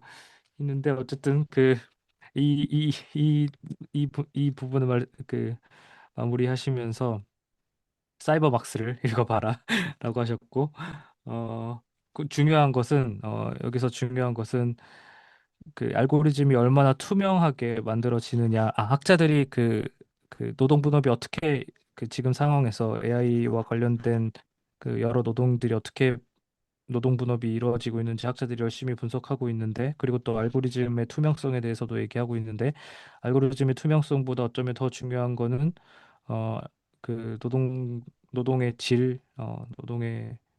질인 것 같다. 그래서 이 문제는 결국 몇 년 전, 그러니까 꽤 오래 전에 나온 사이버막스 책이 건드리는 문제를 다시 관련돼 있고 그 책을 읽어보면 좋겠다. 그리고 상부 구조를 어떻게 변화시킬지 굉장히 흥미로운 문제를 제기해 주셔서 고맙다라고 하셨습니다. 그러니까 공화정이 AI가 등장하면서 그 이전에 산업혁명이 공화정을 만들었는데 이제 그 AI의 등장으로 상부 구조가 어떻게 변할까? 또 상부 구조 정치뿐만이 아니라 그 예술과 문화에 어떤 영향을 줄까 굉장히 흥미로운 질문인 것 같은데 어, 일단 법이 변하는 것을 우리가 따라잡아야 하고 그 데이터가 생산되는 방식이 또 상부 구조에 영향을 줄 것이고 네. 하여튼 저도 이걸 이 부분은 다 잘 받아 적지를 못했네요. 네. 이 정도 이 정도 하고 일단 넘어가겠습니다. I couldn't uh yeah, I couldn't translate the whole, but I think I translated the Oh, essence of it. I, Yeah. I completely understand. Don't worry Yeah. about it. Yeah, especially the last part, the how AI would affect the superstructure and yeah. Oh, okay, okay. Yeah, Yeah, fair enough. yeah. Yeah. So yeah, yeah. If Hyunwoo has question, maybe he can raise follow-up question. Yeah. And um James, do you want to address some of Yeah, the comments? Yeah. yeah. I'll make a few very fast comments here since I think we're running out of time here quickly. Yeah. Yeah. But I'll comment on one or reply to one comment from each of our commentators, I think. So for Dr. Kwong Suk, his second point that about looking at the present impact of automation, and absolutely it's important. And we're actually at a very important moment in the present in terms of automation because AI is actually working in the context of automation of programming. For the first time, it's been talked about for decades. It's finally happening in the last year only. And it is now ubiquitous across any software production industry. And we don't know what's going to happen. And we need to watch this and see because the recursive use of AI to produce AI and other software is happening. So, yeah, this is impossible to predict the future at this moment in terms of how that's going to change software work. Shall I just go on, or would you rather do them one by Yeah, one? you can go on. Yeah. Okay. So for Dr. Kim, her final comment about humans and inhumans and communism and whether communism ought to be human before it becomes inhuman. Really interesting comment. I'd love to talk about that one at length. But in my very short answer will be that from a Marxist or historical materialist perspective, there's no human essence to worry about. In the young Marx particularly, there's no such thing as a human essence, especially not a fixed one. There's only a process of change or recursive change over time. So I think, and no one agrees with me. My co-authors do not agree with me on this, that Marx was essentially a transhumanist. And Marxism is transhumanism. But that's my response to that is that, yeah, I think that's how you should read it. So there's no need to get the humans to do, well, they're already post-human in a sense. Finally, for Dr. Shin, the comment is near the very end of his comment. He talks about the merger of biological and machine as being maybe the next paradigm where AI will go. And I think this is a great thing to be thinking about because we shouldn't assume that machine learning is going to be the approach to AI that lasts forever. It's just the dominant one right now. And the fact that we're running out of data suggests that they may have to devise new means of imparting subjectivity or thought to machines. So I think that's a great point to raise. And also about the superstructure question. Um, I mean, one of the things we see changing right now is intellectual property law already, because the AI companies, I mean, software companies used to be very concerned about piracy, and they still are to a certain degree. But now they have to do piracy to train the AI models. They have to steal books and software at scale. So we're seeing that tangible change. Sam Altman has said, our business model won't work if you enforce copyright law on us. So you have to let us violate it, basically.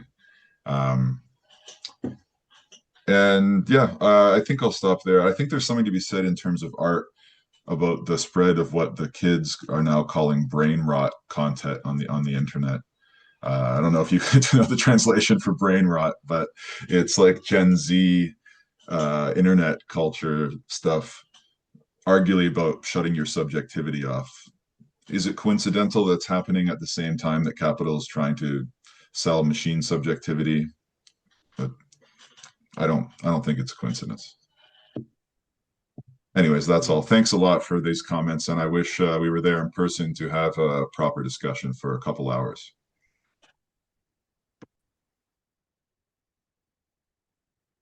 아유, 감사합니다.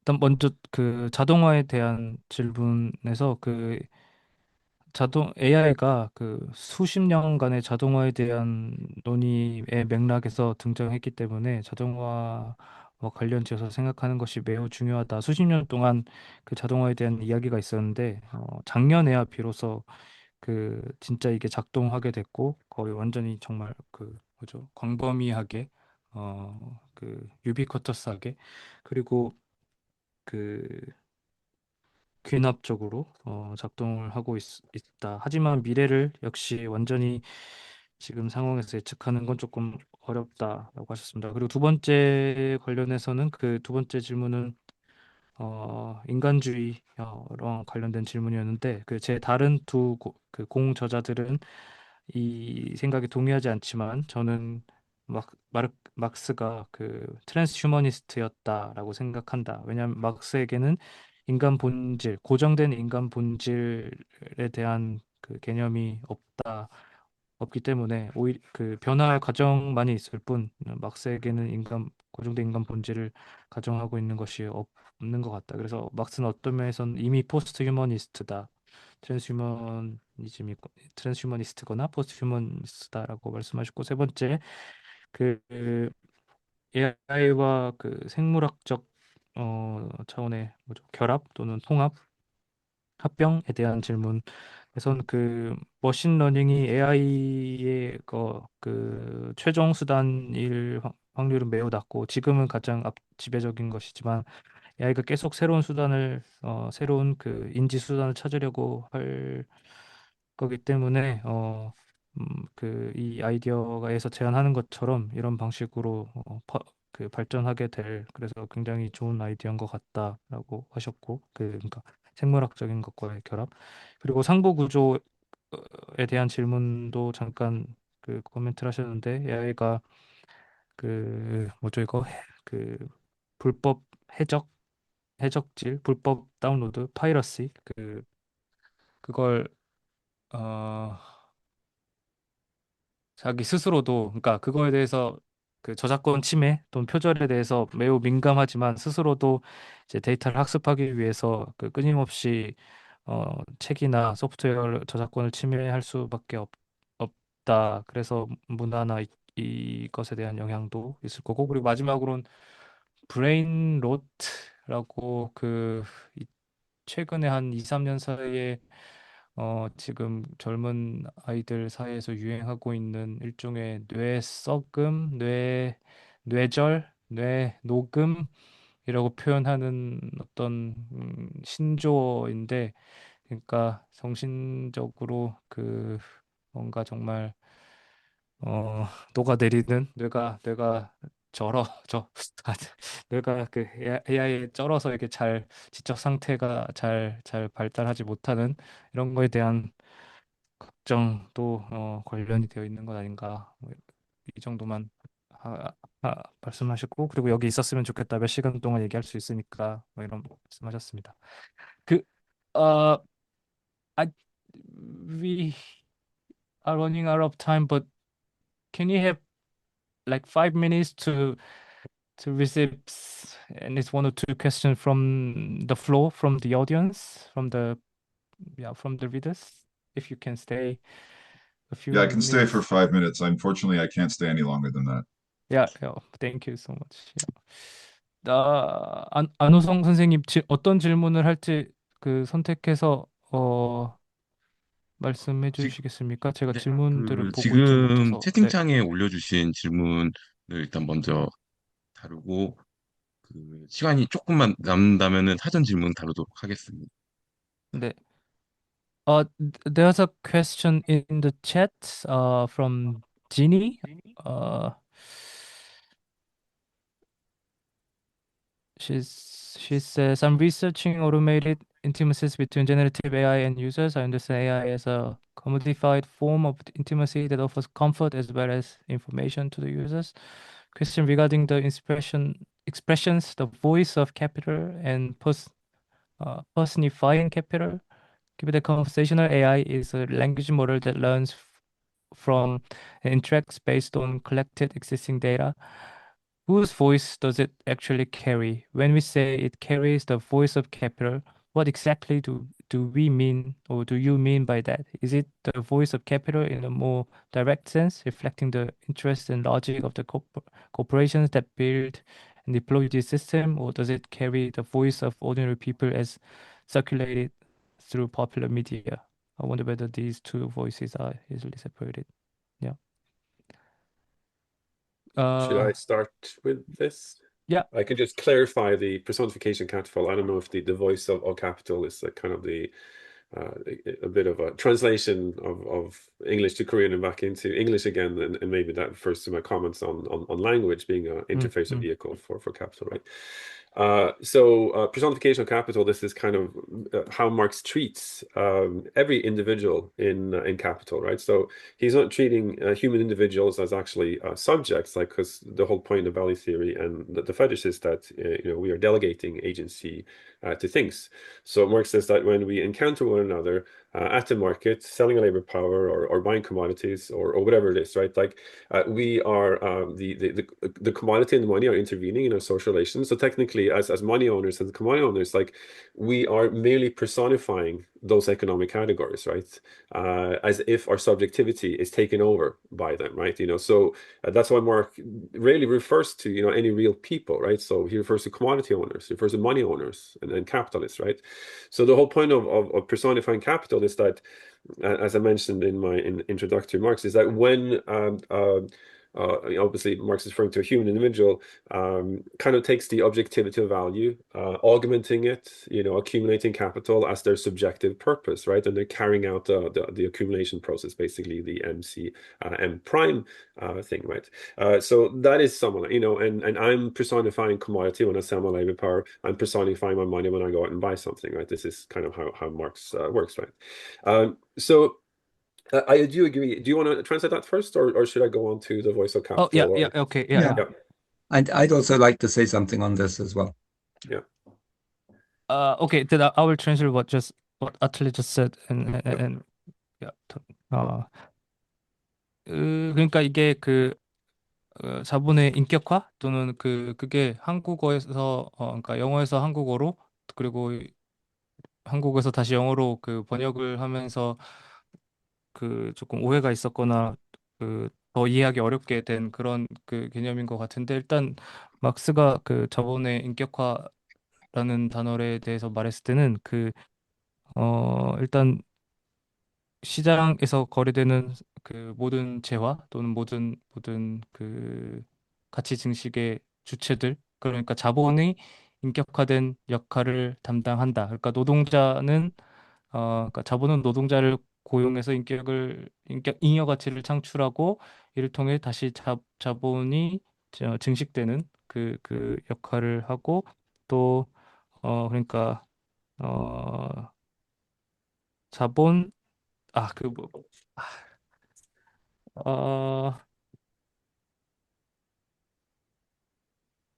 네. Yeah, please go on, and I will combine them and translate again. Yeah.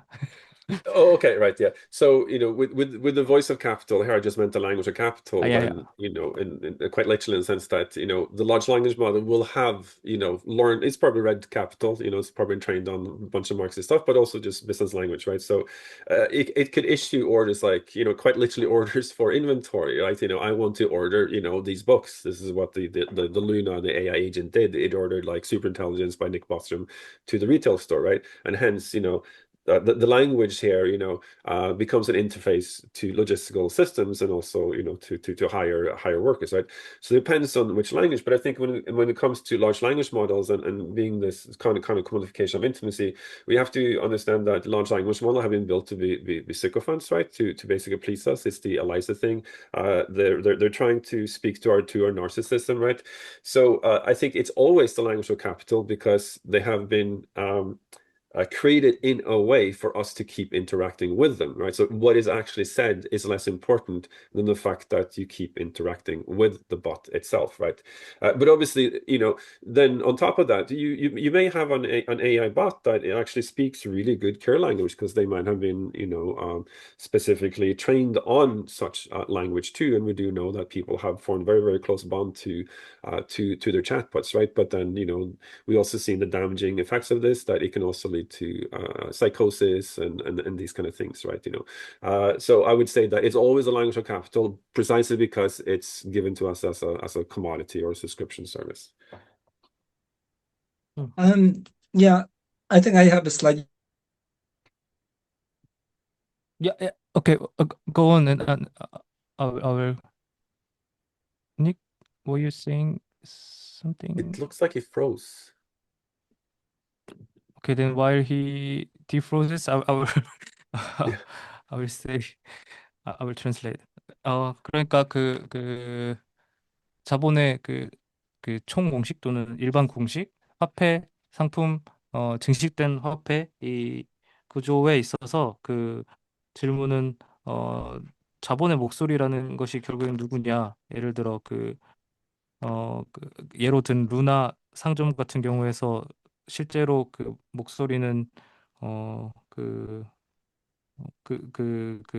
LLM을 운영하고 있는 그 언어 자체처럼 보이기도 하고 헷갈리는 그런 건데, 결국에 다 모든 것들을 정리하고 나면 모든 것들을 실제로 말해지는 것들과 실제로 돌아가는 그 MCM 구조, 상품, 그 화폐, 상품, 증시된 화폐를 통한 잉여가치 생산을 생각하면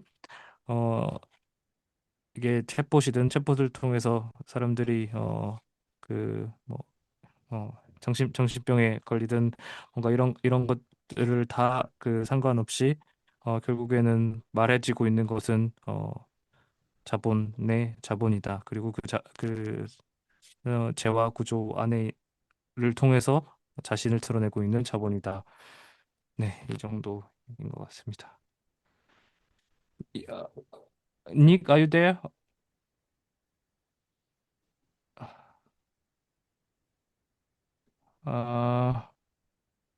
Okay. James had to leave and Nick has frozen. So 선생님께서 네네 안 오시면은 maybe we can 마지막 질문 하나 하고 아틀레 선생님이 해주실 수 있으면 답변을 하고 끝낼까요? 지금 12분 지났으니. 지금 시간이 조금 많이 지난 것 같아서 많이 오버를 한 것 네. 같아서 일단 그럼 끝내는 걸로 그냥. 튕기신 것 같으니까 네. 일단 질문 시간은 여기서 마무리를 네. 하는 게 좋을 것 오케이. 같습니다. 네네. 오케이. 일단 네. 오늘 그럼 마지막 참석해 주신 인사를 부탁을 네네. 아틀레에게 드릴게요. 네. Okay, I think James has left and you guys well. So maybe actually, do you like to say a last word? Or yeah. Well, I would just say 감사합니다 for putting on this event. Yeah. Really appreciate it. This was excellent. It's really nice to get such intelligent feedback and critiques on inhuman power. Nick and I were speaking yesterday that we wish we had this kind of discussions right after the book was published, but it's nice now that we get to have it. So I just want to say thank you with my full heart. This was great. Thank you. 그럼 마무리 멘트 통역해 주시고 다음에 그러면은 마무리하겠습니다. 그냥 감사합니다. 여러분 모두 네. 초대해 주셨고 네네. 번역해 주시고 출판사와 모두 감사합니다 정도. 네. 또 오늘 강의가 유익하셨다면은 책 비인간 권력 지역 도서관에 신청해 주시고요. 그리고 갈무리 출판사의 다른 많은 도서에도 많은 관심과 응원 부탁드리겠습니다. 오늘 참여해 주신 모든 분들께 감사드리고요. 좋은 밤 되시길 바라겠습니다. 감사합니다. 감사합니다.